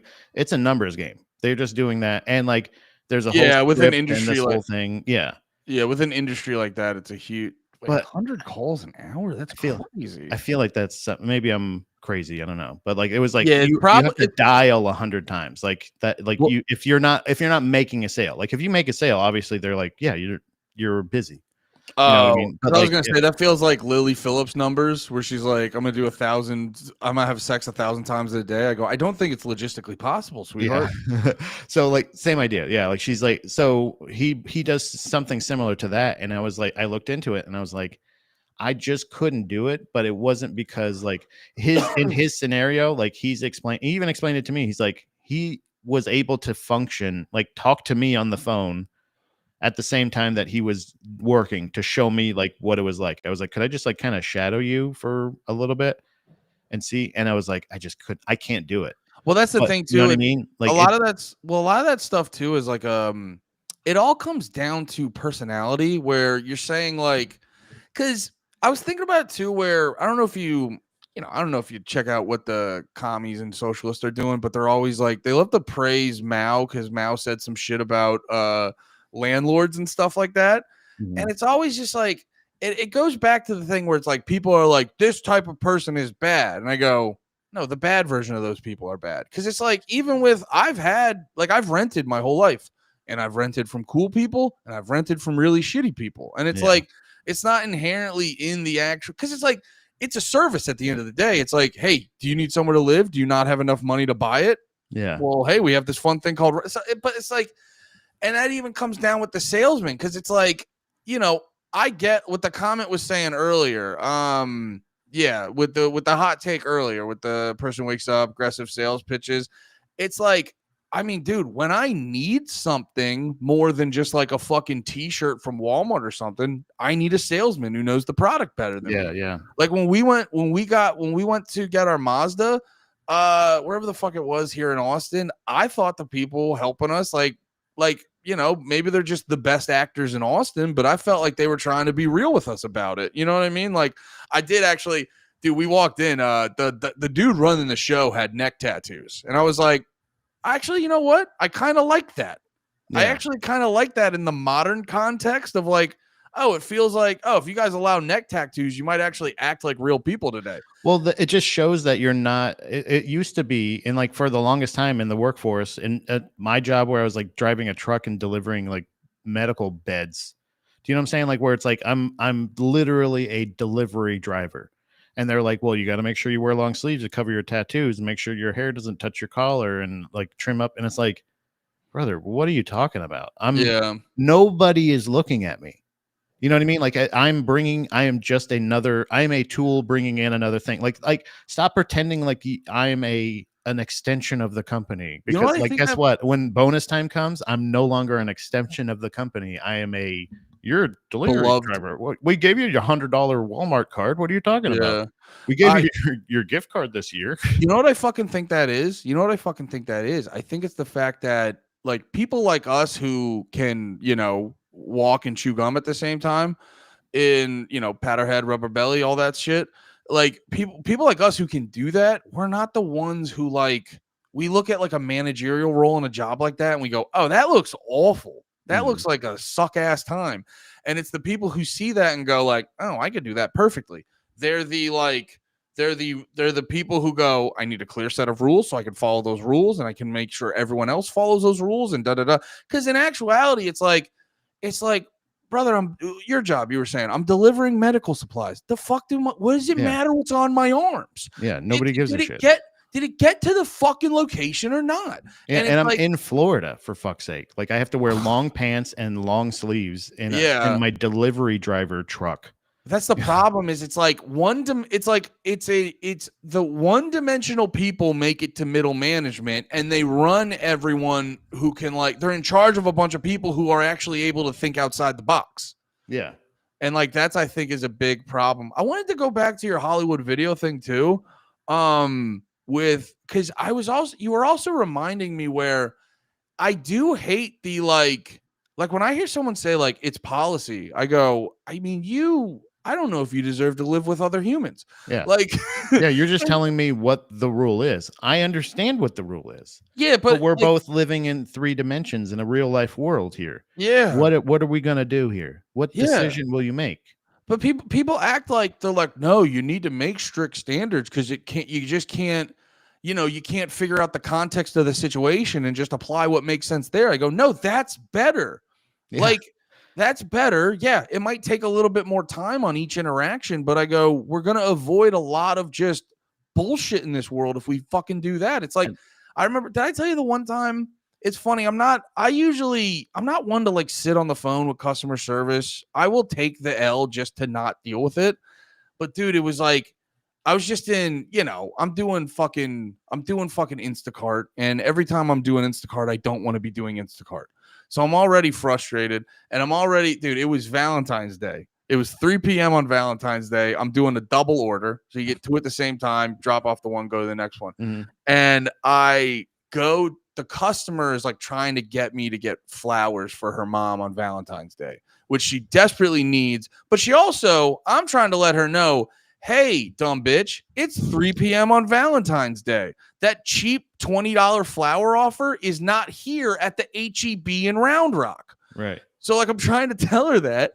And she's just like, well, can you look out there? Can you look out there? Can you look out there? And I'm just like, lady, what do you think this is? It's an Instacart order. I'm not your personal fucking assistant. Yeah. That, by the way, doing the fucking delivery apps, by the way. Yeah.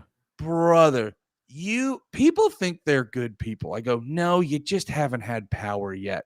The entitlement people feel from the fact that they're like, I'm actually tipping you $3. So like you should do all of this shit for me. But no, yeah. so no, yesterday I got an Uber yesterday, and I was waiting at the pickup spot where I picked, which is like downstairs over by the entrance to our complex, right? Yeah. So I'm standing there, and I'm like, and I keep getting warnings of saying like, hey, your driver is approaching, and I'm like, okay, but I'm here. You know what I mean? I'm where I need to be. And it says like your driver's approaching. Okay, well, your driver has arrived. And I was like, usually, sometimes it says that as they're driving up. Yeah. And he's like, and usually the car's there. Yeah. And I go, okay. And I'm looking around. I go, that's not. And then I start getting warnings that saying like, hey, if you're not there within 5 minutes, it's considered a no-show. You'll still get charged. And I was like, but I'm here. Yeah. So I messaged the guy and I go, hey, what's up? And he's like, oh yeah, I'm over by the leasing office, which is at another complex. That's a different building. Yeah. A different building, completely different, and not where the pickup spot is. I look at the map. You set the pin right. Right. And I'm standing on the pin. And he goes, oh, I'm over there. And I go, why don't you head towards the pickup spot? Yeah. You know what I mean? Where I am. Yeah. Because that's where I'm supposed to be picked up. Yeah. Like I don't understand that. The same thing happened with the Amazon shit that I was like telling you about. The Amazon, when I ordered Amazon, like everything is crumbling customer service wise. It is it's insane because it's like and there was no language barrier. Like he's typing, like we're talking back and forth. There's no like anything. Well, usually on a lot of those apps they translate it. But even still, it's like, we're communicating here. I'm where I'm supposed to be. Can you please come there instead before I get charged for you? And because I just heard about this with Uber drivers, they will like stop across the street of where they're supposed to be because technically, I guess it still shows that they have arrived technically, and then they will hide until that 5 minutes is up so that they can still get paid and not have to use the gas. It's and cool. I just heard about that and I was like, is that what this motherfucker is trying to do? That's actually driving me insane hearing that's real.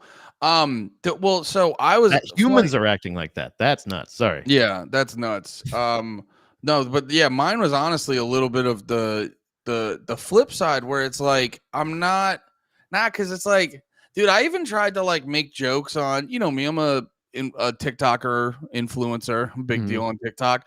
But no, I remember I made this post where I was like, I made this post where I was like, because dude, all the time when you do Instacart, it's the people in the third floor walk up. They're like, I probably need 3 cases of water. And I go, God, like, I know it's like you get the stuff you bought, but like, it's understand it's a dude in a car that doesn't want to be doing this. He's doing it because he's like, oh, I don't have enough money and I have to be doing this.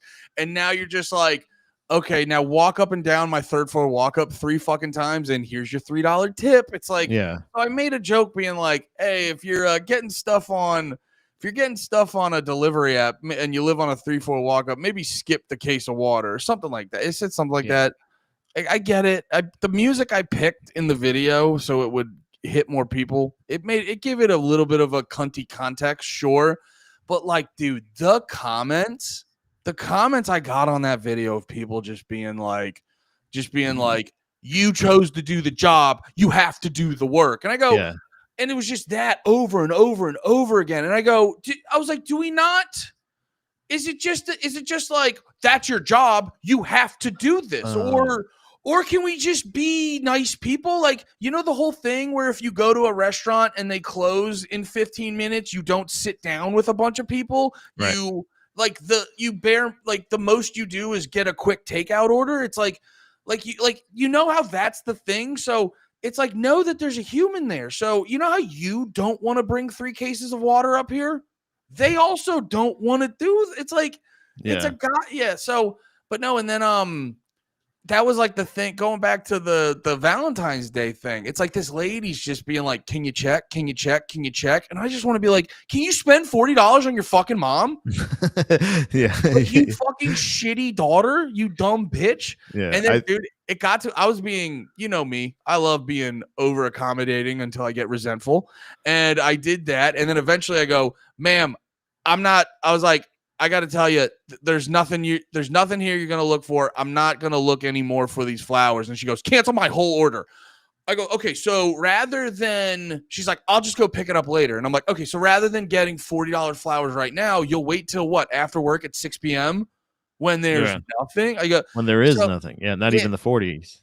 So basically, long story short, I don't know exactly how this fucking app works. So I'm trying to cancel her order, but it's a double order. So I accidentally like, actually, I didn't even fuck it up. I messaged Instacart and they fucked it up. And so they go, and then I just didn't get any money for any of the orders. And it was only like $6, but it was like the principle and the bad day I was having that just really got in my fucking ass. And I just messaged them and I go, I'm going back and forth. And it gets to the point where I get the customer service person to go, we were wrong. And I go, okay, so I can get my $6. And they're like, well, no, we don't have a process for that. I go, what do you mean? Yeah. Because they've done it before. If something like fucks up, there are processes where like you can bail out of the order and still get paid. I go, you send me money every order. Just send me money. Just do that.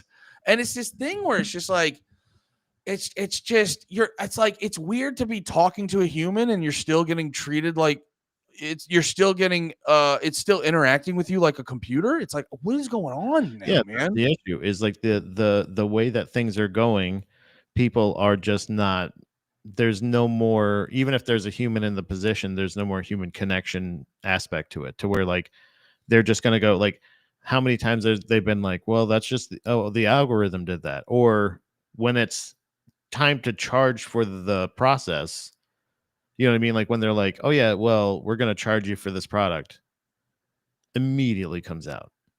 I just had that with trying to get a tow through Allstate.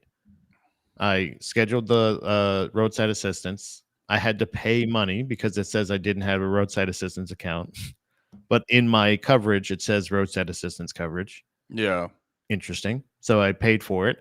Then I got a notification saying, hey, because you pay for something doesn't mean you have it. So then I call the thing and I say, hey, you know, I did this. It was supposed to be here between 9:40 and 10:30. And I have gotten no other updates. And they go, well, I don't show anything. And I said, and first of all, it's oh, I'm sorry. And I go, okay. Oh, little baby. I'm going to help you. Oh, and I go, so I give them my, like policy number, my name, all the stuff. And they go, oh, I don't show you here. you don't have an account. And I go, then how'd I sign in? How'd I sign in and order this tow?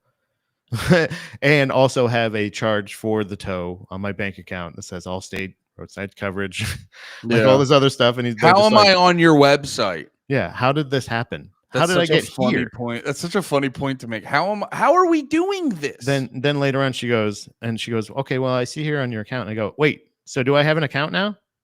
Do I have an account again? What Yeah. happened? You said I didn't have an account. And she goes like, oh, well, yeah, I mean, but I don't see. I said, do you know? I said, where's my tow? I said, I Yeah. need to know where the tow truck is. Can you just order it? And I said, well, she goes, I can order you another tow, but I'll have to charge you. And I go, I'm not paying for it again.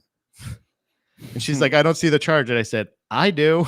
You know what I mean? Like, it doesn't matter. I don't give a fuck. But it's another one of those things where like it's the tell us what you need. And you say, and they go, oh, I'm so sorry. I didn't get that. Can you say that again?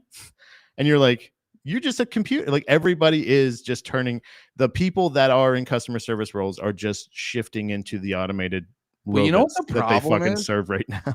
Dude, no, you're fucking like locked in and right about that shit. Cause you know what I think the problem is?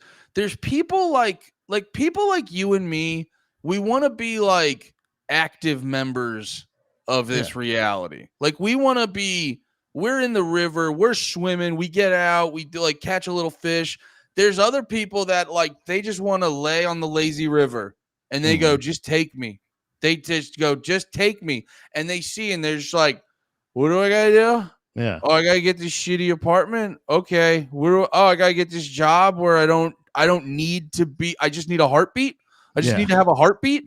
And they're just like, oh, you gave me the whole script of what to do. So I don't have to think at any point. And that's who those people are. That's why I always say it's like blame, like you can blame the corporations as much as you want. They deserve it every little bit. I'm gonna be right back. I feel bad, by the way. You keep pulling up Carmela. I know I yelled earlier. I'm sorry I yelled at you. I do It's all love right, brother. Carmela. I just felt like you weren't giving me enough attention in the moment. I'll be right back, brother. No. It's an emergency. No, I want to apologize. Yeah, his penis fell off. He has to go get a penis transplant. Guys, actually, this will be a good point to let you know we're in a new era of this shit. I know in the jump I accidentally was saying Big Red in the morning a bunch of times, but yeah, we've decided that having 97 podcasts is a retarded thing. So, and also me and Pat want to ultimately the end goal, me and Pat want to do like basically a daily talk show thing, a la Opie and Anthony or The Bonfire or Fran and Fez or shit like that. Like I got big into, shout out Preston and Steve. I got big into that in the morning every day, going to high school and stuff like that. So we want to bring that back, and we realized we can still, because we like talking about movies. Panties in the Mouth, Red Eye. All three of us on Red Eye would be really funny. They don't do that anymore, right? I know that used to be a cool thing to give like comedians like a credit and shit like that. But yeah, going forward, you're still gonna get, if you guys like Big Red in the Morning, if you like Drag the Lake, if you like No More Heroes, if you like any of the shit me and Pat do, Zach Amico's Morning Zoo. I forgot out. Shout out Zach Amico. Well, when you're done listening to Zach Amico, you can do middays with Big Red and what's Pat name? Big Red and the Deuce. I like that actually, kind of Big Red and the Deuce. We're gonna keep it as Drag the Lake because Drag the Lake, the YouTube's got the most followers and stuff like that. And it's just a good central location to exist in. Red Eye is what led me to all this shit. That's really funny. Damn, I didn't conceive that Red Eye was anyone's origin story to this comedy shit, but that makes sense. If you're watching like Fox News, but yeah, like a little bit of comedy and stuff, Red Eye is definitely a good gateway into that. I never even considered that. Germ, how you doing, King? I saw you last night. I'm sorry we didn't get to talk more. I was talking to this Polish guy about Polish comedy. It was actually really fascinating. But what was I gonna say? Yeah, no. So basically, if you liked any of the stuff we've ever done, you're going to get all that stuff in the exact same way. Not in the exact same way. Actually, that's literally what this is. You're going to get all the content you come to love, but you're going to get it in a more concise. You don't have to subscribe to a bunch of podcast feeds now. You fucking the YouTube link I put up here. I'll put it in the chat again. The YouTube link. You can go here and get it on YouTube, or you can look up Drag the Lake on Spotify, and we'll be re-uploading all the sods afterwards to there. It's gonna be sick. It's gonna be a good fucking. I'm genuinely like excited. Like I really like. I really like yesterday's stream was fucking sick. Today's has been really fun. I really like what we're gonna build here. Wait, did Pat say? Oh yeah, okay. I thought he was like, I forgot if he was like, I have to leave or I have to fucking go check something real quick. But anyway, Dead and Gone, somewhere deep in the archives, there's a last episode of Lewis disparaging the Chinese. me and my friend would get stoned after work and watch Fox News. That sounds like an interesting experience. I was about to say that rip. I don't know if that rips, but I like that. It's all good, brother. It was good to see you. I'll be out tonight for okay, hell yeah, I'll be at Noctis as well. But yeah, we're gonna be in this bitch on Drag the Lake, on the Drag the Lake page. Doing this shit. You can find episodes every fucking day. I think when Pat gets back, we'll talk about well, I gotta see because I know he's got shit to do today. I don't know how long he can hang out for. And also when we were talking earlier, well, so we were talking about that Frankenstein movie, and I didn't. God, I really want him to. I have to piss too now. I would laugh a bit at Bill O'Reilly, and then Red Eye would come on. Oh, nice. What the fuck's Bill O'Reilly doing anymore? The fuck's that guy up to? Yeah, we're gonna have to change some stuff up. Dusted by AJ on the Twitch. Thank you so much for the follow over there. Yeah, if you guys are on Twitch, you got an Amazon Prime, hit the subscribe over there. Help a brother out. Yeah, hit a subscribe over there. If you're feeling nasty, just give me your fucking money. It's a good time. It's a good time over there. But yeah, I'm sorry. I actually have to really fucking piss. So I'm gonna throw the elevator music on again real quick. I'll be right back. I just have to piss and get another fill up my water cup. But did Pat text me? No. Wonder what's up. All right.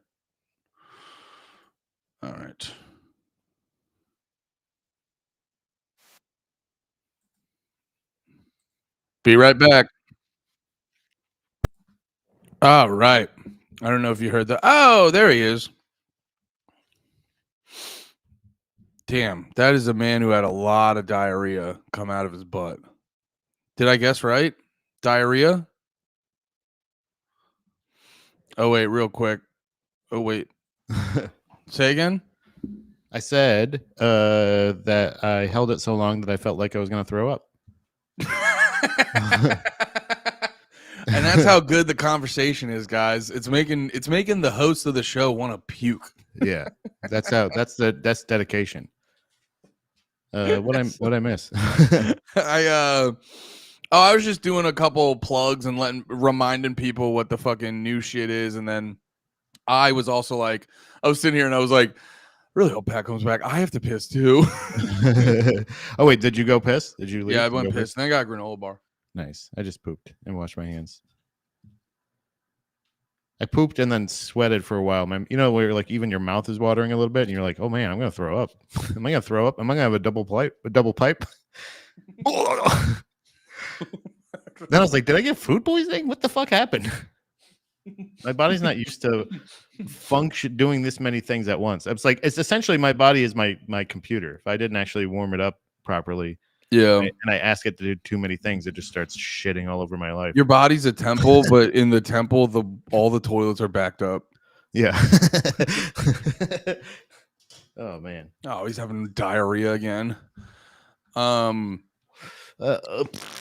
Pat's lying. It would be funny. It would be funny If I left you guys just to do drugs, I would tell you. Trust me. Yeah, no, it'd be funnier if you left don't to do that. just quit. I'm picturing you being like, I'm so sorry, I gotta go real quick. I'll be right back. And you go in, you just turn to your wife and you're like, quickie now. And then you come back and that's why you're sweaty. Well, let's just say I didn't just have French toast this morning. You know what I'm saying? To eat. All right, diarrhea. To eat as well. That's mean. That's what I meant. Like puss. I can push it. That's just how it goes around here, you know? Mm-hmm. Yeah, that's what I was saying. I was agreeing with you. I don't even know how to say your name either, so I can't help. What's that? I think it's Saint Ivan. There's a lot of V's in that one. Too many V's. Yeah. It's cool guy way of spelling Ivan. How much longer do I have you, Pat? I don't know, like 10 minutes or so. Till the end of time? Yeah. I think I'm supposed to be at the creek by 1:30, but I think okay. So well, we could actually just wait till. I know we were saying about talking about Frankenstein, but I didn't actually finish it. It's a very long movie. Can I say this, dude?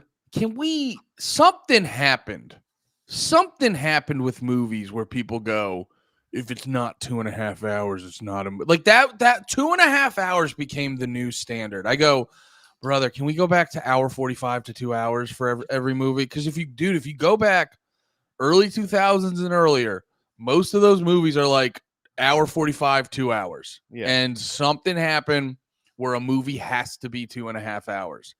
And when they're not good, and you have to watch it because you want to have a fully fleshed out opinion on a podcast, it's exhausting. And it's funny too because my wife was the one that was like, I want to watch it, and I was like, okay, and she fell asleep like 15 minutes in, and I was like, well, I'm watching it. It wasn't even like oh well, I'm this invested. It was just like I can't reach the remote, so I'm gonna end up watching all of fucking Frankenstein, and then I'm gonna go, you know, yeah, like I said, it's like one of those things where you're like, I gotta watch the whole thing. I think you're getting it already.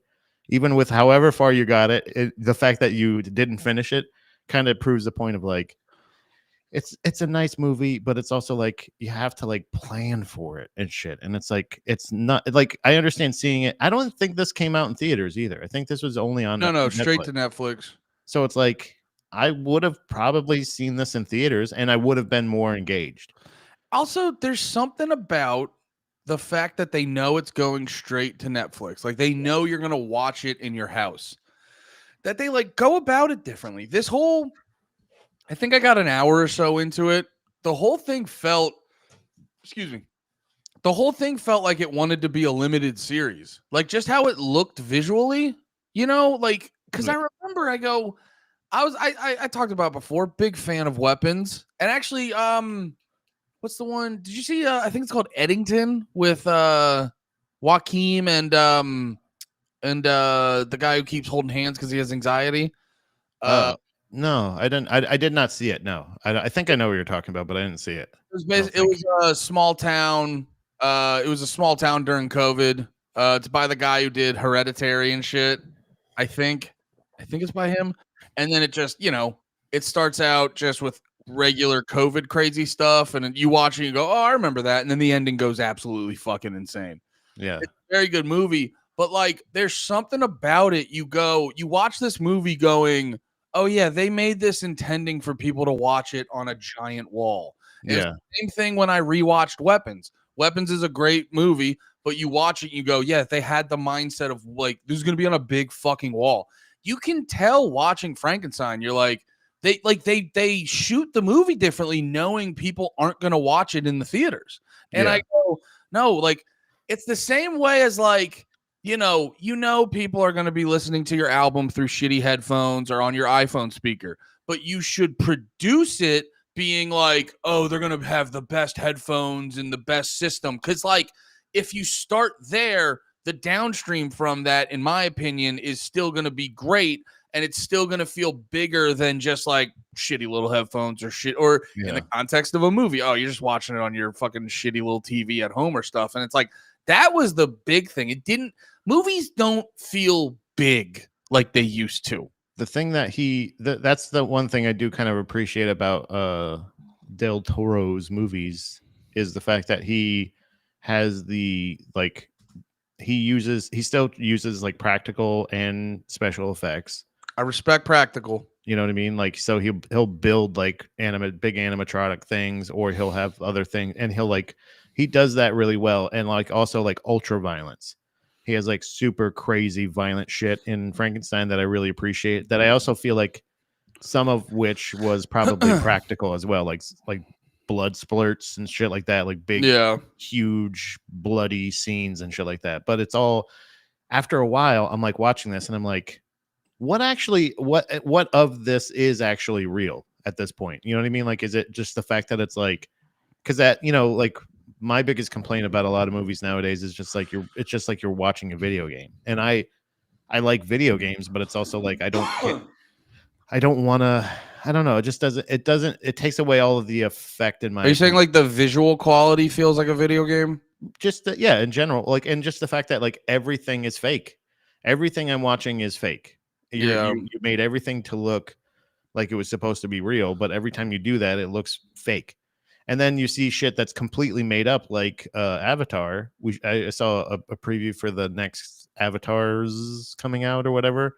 Yeah, and it's like, and I saw it in 4D Max, blah, blah, blah, blah, like all this crazy shit, and I'm just like, it's just a really cool cartoon. It looks really like a really cool cartoon, and that's why I'm like, I'm not amazed by it necessarily, even though I know that takes a lot to do that. But it's also like any actual human being that was involved with this is behind a screen or in front of a green screen. Like you didn't find a tropical place to film. you just are all looking at tennis balls and reacting, or you are tennis balls. Yeah. And you know what I mean? So it's like, it just takes all of that magic away. There's no more. It's changing, but I don't like the change because I still know that there are human beings that can act, and there's to me, and we kind of talked about this before on an episode of No More Heroes. To me, it's like I don't care if the whole movie's CGI'd the fuck out.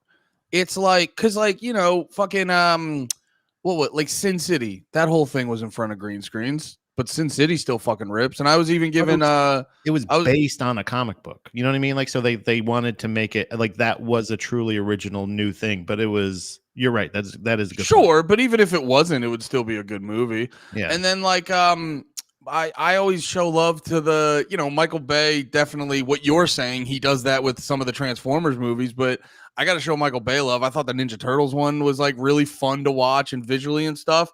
Yeah. It's, you know what it is? It kind of goes back to some stuff we were talking about earlier with like, I think some of the technology is, it takes away the, Cell Rat's kind of saying it. There's a lack of art in the movies now when you just go, all right, I'm not an expert on how they fucking do this, but they're watching like, it as render. Yeah. Like, and then like, you perfect. click. And then you click the button and then the computer does it. And it's like, I don't want to watch something a computer did. I want to watch something a computer helped a human make. It's like, let the human still. And that's kind of, in my opinion, more of what it is like you have a lot of this stuff where, you know, people think we're not going to notice it. And I don't even know if some of it we're overtly noticing, but you feel it. Yeah. You feel when it's like less. When it feels more plastic and sterile. Yeah, when I'm watching Frankenstein, I'm like, this is cool, but I'm also like, it's just like, I'm just like, fake. It doesn't feel, fake. It didn't feel dynamic. They did the thing too where it's like, we're gonna put a lot of shit in the shadows to cover it up. Yeah. And you're like, you can tell when you're covering it up to make it like you know, stretch it a little bit to try to make it like. The reason I liked the Mandalorian as like it was one of my favorite. It was the Star Wars one, right? Yeah, newer Star Wars like what is it, show or movie Show, yeah. content, that was my favorite because of all of the like the puppets, the practical effects, the fucking actual robots that are like designed to just fucking boop and beep in real Can I ask time, you and you're like, this? and you can CGI their mouth, or you can put a fucking dub of the Yeah. sound in afterwards or something like that, and it works. It Dude, works. you know what's a Like great example? you can't, it ain't broke, don't fix it kind of thing. Like, You know what's a great example? Like, you remember what was it, Labyrinth back in the day? Mhm. That movie, like, it's so obvious how fucking fake that movie is. Yeah, But it had heart and it's personality. engaging. It's like Yeah. there were performances by the little fucking the little guys. You know what I mean? Is that the same Yeah. movie? The What? the little crow Yeah, there guy? was definitely dudes in Labyrinth that went, "Ee." You're not Was it wrong. Labyrinth? Yeah, yeah. It's like stuff like It that. was You know, David Bowie and the Occult. And he was and no, he's going, legit, it was David Bowie. he's doing this. I'm gonna sing and you'll get your friend when But- I'm done with this song if you do and then- my tasks. Put a little smidge of fucking thing. Like Ghostbusters is another one that's like, it's a mix between, if they had better CGI at the time and then throwing a puppet every once in a while, like we all know it's fake. You're not gonna fool us. You're And that's never ever actually- gonna fool us. So This is why stop we're- trying to fool us. This is why we're locked in, because that's kind of going to the point I was just about to bring up, where it's just like the audience, like, don't get me wrong, there's a lot of dumb fucking people in the world, but when it comes to like little shit like this, the audience isn't fucking stupid. Like, Yeah. you can, again, if you don't overtly notice it, you can feel it when it's just fake and uninspired. Right. So like I don't mind CGI, but it's just like pick and choose your moments. Like, and if it's all gonna be CGI, I don't really give a shit. Because like there Yeah. is something about, like, I don't know what it is. I think I think the last fully animated movie I went to see, maybe I might have seen one of the Despicables. I can't remember, but it was like, I feel like it was 8 Crazy Nights. With all the Adam- deer shitting. No, yeah, the Adam Sandler one with the animated one about Yeah. like the weird basketball guy or all that. I can't Yeah. even remember all of it, but like, No, it's Adam Sandler. Yeah, you're right. so like, I don't really give a shit usually about full length animated movies unless it's like a Pixar or a DreamWorks jam. You know what I'm saying? Like, Did you So- see the Super Mario Brothers? oh yeah, but not in That theaters. No, not in one- theaters. That's what I'm saying. I'm saying in theaters. Like, I'm not going to go to a theater to go. Oh like, yeah. I mean, like- I'm personally not going to see most movies in theaters at this point. It's also more of a money thing at times. we just did Predator in 4DX, which is nuts, brother. Look good. I wish it was just a movie like that didn't have the shaky chairs. We didn't know that it had shaky chairs. So Oh, you do. Oh, 4D. Yeah, that Lemaire described it. That sounds very stupid. it was terrifying. I was sitting next to Jibs. It was if Dave had sat in our same row, it was me, Dave, Jibs, The and whole Dom. chair would have just busted out. Brother, it was crazy. And I kept looking over at Dave, and he was like holding his drink like this, and he's just going. Yeah. And I'm like, put your drink down. Yeah, dude, when Lemaire showed me the video of it, I was like, this is the stupidest thing I've ever seen. It's pretty cool because then when they're like flying and they're high up in the air, you feel like a nice breeze. And like sometimes when they're over by a waterfall, you feel like a slight breeze with a little bit of mist like hitting you. And you're like, oh my God, it's like I'm there. Whoa. Yeah. But then he picks up a sword and your chair goes. And it's like, that's not how people pick up swords. It's not like I go like, here, I'm going to get the remote. That's one of the best examples of that's one of the best examples of an uncreative person being like, I have a great idea. And you're like, That will spill your soda. yeah. You're like, you know what the best part about watching a movie is? Just getting jerked. Just getting fucked up by your snacks and just covered like it's goddamn tarred and feather with soda and goddamn popcorn. You know It what? is You know what nuts. I'm missing. Honestly, Pat. You know what would have really helped Frankenstein for me is just in the middle of it. Is Steph walked out and just fucking shoulder checked me. And just starts shaking you and just like, oh yeah, this is better. I go, this Oh, is such a good movie. It's because of the electricity on the screen. That's why this is happening. Yeah, I would not have understood what was going on, but now Oh. I'm really feeling it. I just got punched. you know what I mean? Like you're like it doesn't happen like that. So Yeah. The other two things that was like keeping me bored during Frankenstein was it was like so much the Frankenstein story that you're like, brother, there's because like like we all know the Frankenstein story.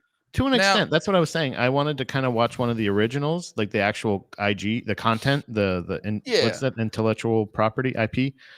But like, Yeah. because I was saying like how I don't know how much of the original story I know because But I know Dr. Frankenstein. But what I'm saying is like procedurally, we know like he wants to figure out how to reanimate. He gets he like does the experiments. He finds dead bodies. He's got the fucking thing to get he's got the big tower for the electricity. Frankenstein's monster. I go, yeah, that shouldn't have taken a fucking hour. And I don't he didn't even reanimate him yet. And I go, yeah, it's like you know, it was like when every comic book movie came out and they spent fucking 2 hours hitting you with the origin story and you're like, Yeah. I really would like to see a little bit more Iron Manning right now. Yeah. I get like I know who he is. Can I see more Iron Manning?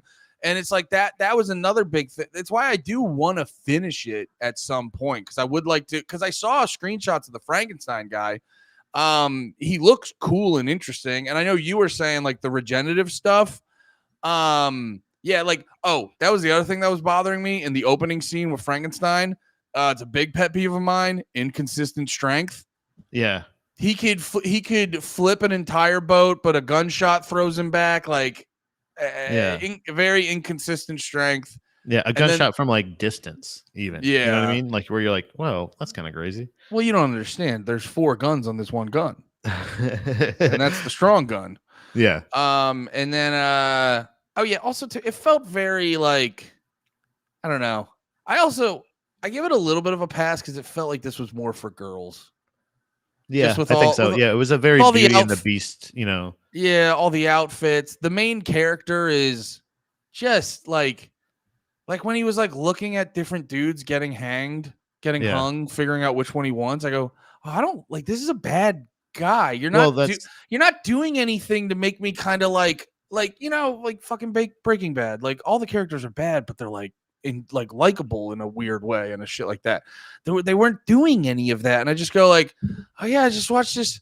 I'm watching this movie about this weird scientist that has mommy issues. Yeah, no, it's you find out it's more daddy issues after a while. Oh because he does the thing, but I mean, I don't want to give any more of the. It's not much. It's fine. There's more to it. Like obviously, well, it just feels like he immediately creates this monster. I don't know how far you got. He does create the monster finally. Yeah. I do like how he got the body parts too. That's pretty cool. Whereas like like he just goes like, oh, these are fresh ones from a battle just recently. Like they're finding out like it's happening during a war. And they're like, oh, that the way he's getting to practice so much is because he's getting so many fresh bodies that are just laid out on the battlefield from like soldiers and shit. Yeah. So like I thought that was a pretty cool touch. But I don't know if that's part of the original or not, whatever. But he, when he finally makes them and then he's like dumb as hell, he gets like pissed off at him and he like chains them up downstairs and I'm like, he immediately kind of turns into his dad.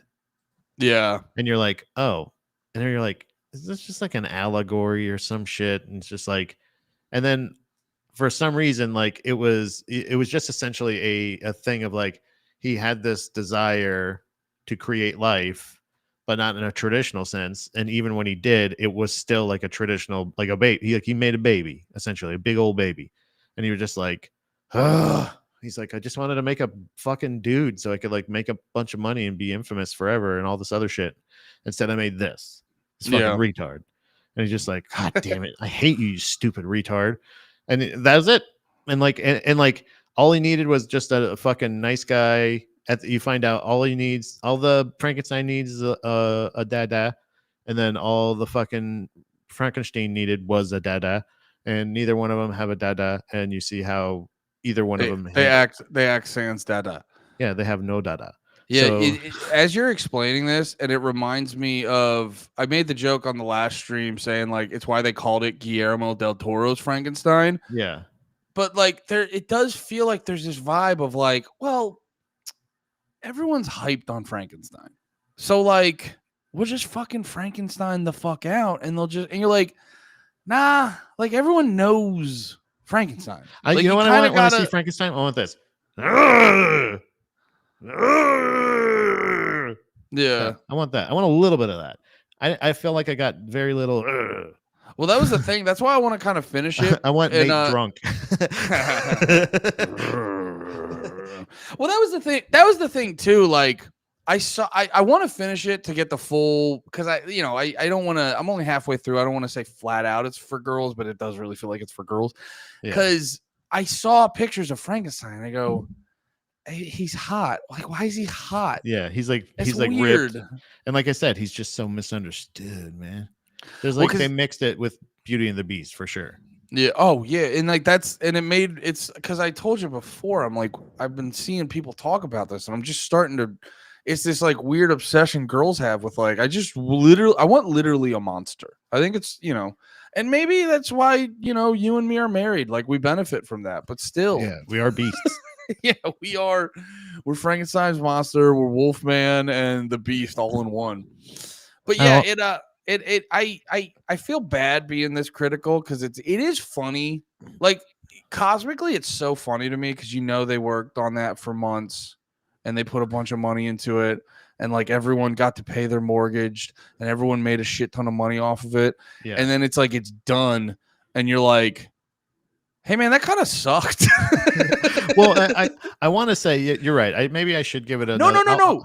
It's art. It deserves the critique. I'm just saying it's always funny to me when like so much effort gets put into something and then it just is okay. Like I want to say this: if this is canon, like if this is the Frankenstein story, yeah, and this is like how all of them are, like essentially, but he just expands on a couple parts, then what I would say is, movie's okay, Frankenstein sucks.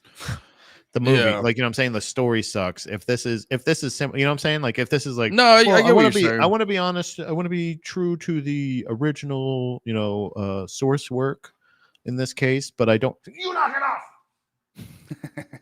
Hey, who was that guy on stream that got in trouble? I'm about to shock collar my cat. Watch this. This is my mouse. oh, you're about to. No, I'm just gonna huck it at her. Hold on. Yeah. Yeah. That I gotta look more into that, but that was so funny. He's like, I didn't shock my dog. It just yipped at the same moment it looked like I pressed a button. Yeah. Okay. Get over it. No, crazy timing. But yeah, I would say, like, just in general, like that, the story of Frankenstein, if it is all of this, like if it none of this, again, like he can expound on certain parts and stuff like that, but if like this is just a true to the original source work, then I would say I'm not going to put it all on Guillermo, because again, visually it looks cool, and again, I don't know, I think there's quite a couple of scenes where I'm like, oh, this was like he built a set, it looks like. Yeah, he fooled me, which is cool too. Well, I will give him props. He did you saw Superman, right? Yeah. He did what he was kind of doing whatever the thing they did in Superman, like visually, which I was like, I think it's actually kind of cool. There is a little part of me that like hopes that catches on a little bit, because for the right movie, that's a cool way to film stuff. So I liked that. And but bro, you can't talk to Dom like that. But like, after she was sneezing earlier, I was gonna scream at her, but I was like, I don't know if they can hear her sneezing, so I don't know if the bit will work or not. Yeah, because I experienced that with my fucking TikTok. When people don't get the joke, they're like, "Oh, you're a fucking DV or domestic violencer." Yeah. Oh yeah. But like, based off what you were saying about the ending that I haven't watched yet, this feels. Because it almost reminds me of when we talked about Once Upon a Time in Hollywood. And I remember I had the book that Tarantino wrote. And I go, I like this because I liked Once Upon a Time in Hollywood so much. Yeah. If you don't care about that, you probably aren't going to like the book. And that's what I'm saying. Yeah, exactly. I think what's going on with Frankenstein is I go, if you're a Frankenstein head, brother, you're gonna have a wonderful fucking time with this movie. But just as a standalone movie, Yeah. it's like I go into this going like, yeah, man, I know Frankenstein, and you're just giving me classic Frankenstein. I mean, Yeah. it's a great, beautiful movie, but from a story standpoint, I don't feel like you're giving me anything new. That Yeah. was like one of my biggest gripes, and it just, it felt like it was for a girl fucking rubbing her pussy with like a tentacle dildo. Same thing with Nosferatu when they're like, Yeah. Nosferatu's got a fucking mustache and he's got a fucking pussy duster, soup sifter. Yeah, He's got come on, he's going. Let me clear her off her spot here. yeah. Hey, Don't worry. My name is don't- Dracula, and he's just like, that means come sit on my face. Let me clear you off a seat. Yeah. So No, I like Nosferatu, he showed dong. but He showed dong in that fucking movie. You know what I'm saying? Yeah, That's all dude. the only thing that was missing in this movie. yeah, really, Frankendong. I liked. Oh, Frankendong. There was no Frankendong. Oh, but there was Ferratong. Yeah. Ferrat. Nosferatong. Yeah. I like that movie, but a lot of it too was also just like, I feel like with like movies like this, they appeal to that part of the girl brain where they're like, I don't know, because there's like Nosferatu had a lot of cucking in it. It was just, Yeah. it's not that it wasn't a good story. It was just like uncomfortable as a guy to watch. Where you're like, this is too much. sensual. Yeah, I can't watch a guy get cucked this hard. And It's like a- in Frankenstein, he's just misunderstood, buff, Yeah. fresh bodied dude that's just can't not get hard. Ugh, you know what I mean? Like Yeah. it has those moments where you're just like, all right, enough. You know what I mean? Like that would be yeah. That is pretty funny too. Like what if he was making his son? what Derek just said? Yeah. That would. Oh wait, Oh, sorry. sorry. You go ahead. We keep doing it. Frankendong would be hilarious. He has a micro and gets a hog bolt. That would rip. Yeah, He's like just like, that's Father, I just want a big penis. he can't like he basically like it's the amount of time it took him to get to making the monster, like you said, and then how quickly he was like unimpressed with his invention. You know what I mean? Like how quickly he was just like, this idiot. Well, because You know what I mean? Like he was like he spent millions. There's a huge, dude, there's like a huge parallel. There's a huge parallel with all these guys making AI. Yeah. Where it's like you see Elon Musk being like, yeah, AI is getting out of control and I think it's going to run everything. I go, you made it, some of it. Yeah. Yeah, you made it, did some of it. And yeah, it's like you're a part of this. And then it's like you see dudes like Sam Altman are also like, oh, here's the problems that could happen. And it's just like you were the guys who made it, and then everyone saw the problems ahead of time, but you still kept doing it. It's just like you're a dumbass. I don't have time to feel bad for you, Dr. Frankenstein. You're a dumbass. Yeah, so like that essentially, if this is a true to form Frankenstein story, I would say I would give Frankenstein a D, but I would give Guillermo del Toro's Frankenstein a C or B plus, a B minus. I would say B minus or C plus, because I would just be like, it was still a good movie. Like it looked cool, and like it was kind of hard to tell what parts were super duper fake. There were still some really obviously super duper fake parts, but then also there's like. And then again, like the regenerative thing, all that other shit. So we can finish the conversation once you finish the movie. But yeah, I'll try to I actually have to the go movie for now. Actually, yeah. I had a feeling you had to get out of here. All right, Yeah. guys, thanks for hanging out. We will be back. Oh, I'll be back tomorrow. I don't know how many days you're available this week. Yeah, but I should be. I was planning Monday, Wednesdays, Fridays on a regular basis, so this is actually a treat for you guys. ooh, you got a little extra patty this week. At least Monday, Wednesdays, and Fridays, if not every day. So Yeah, I'll be here every day. Pat will be here most days. Yeah, man, this is great. We'll see you tomorrow. We love you guys. Be about it. Peace. bye.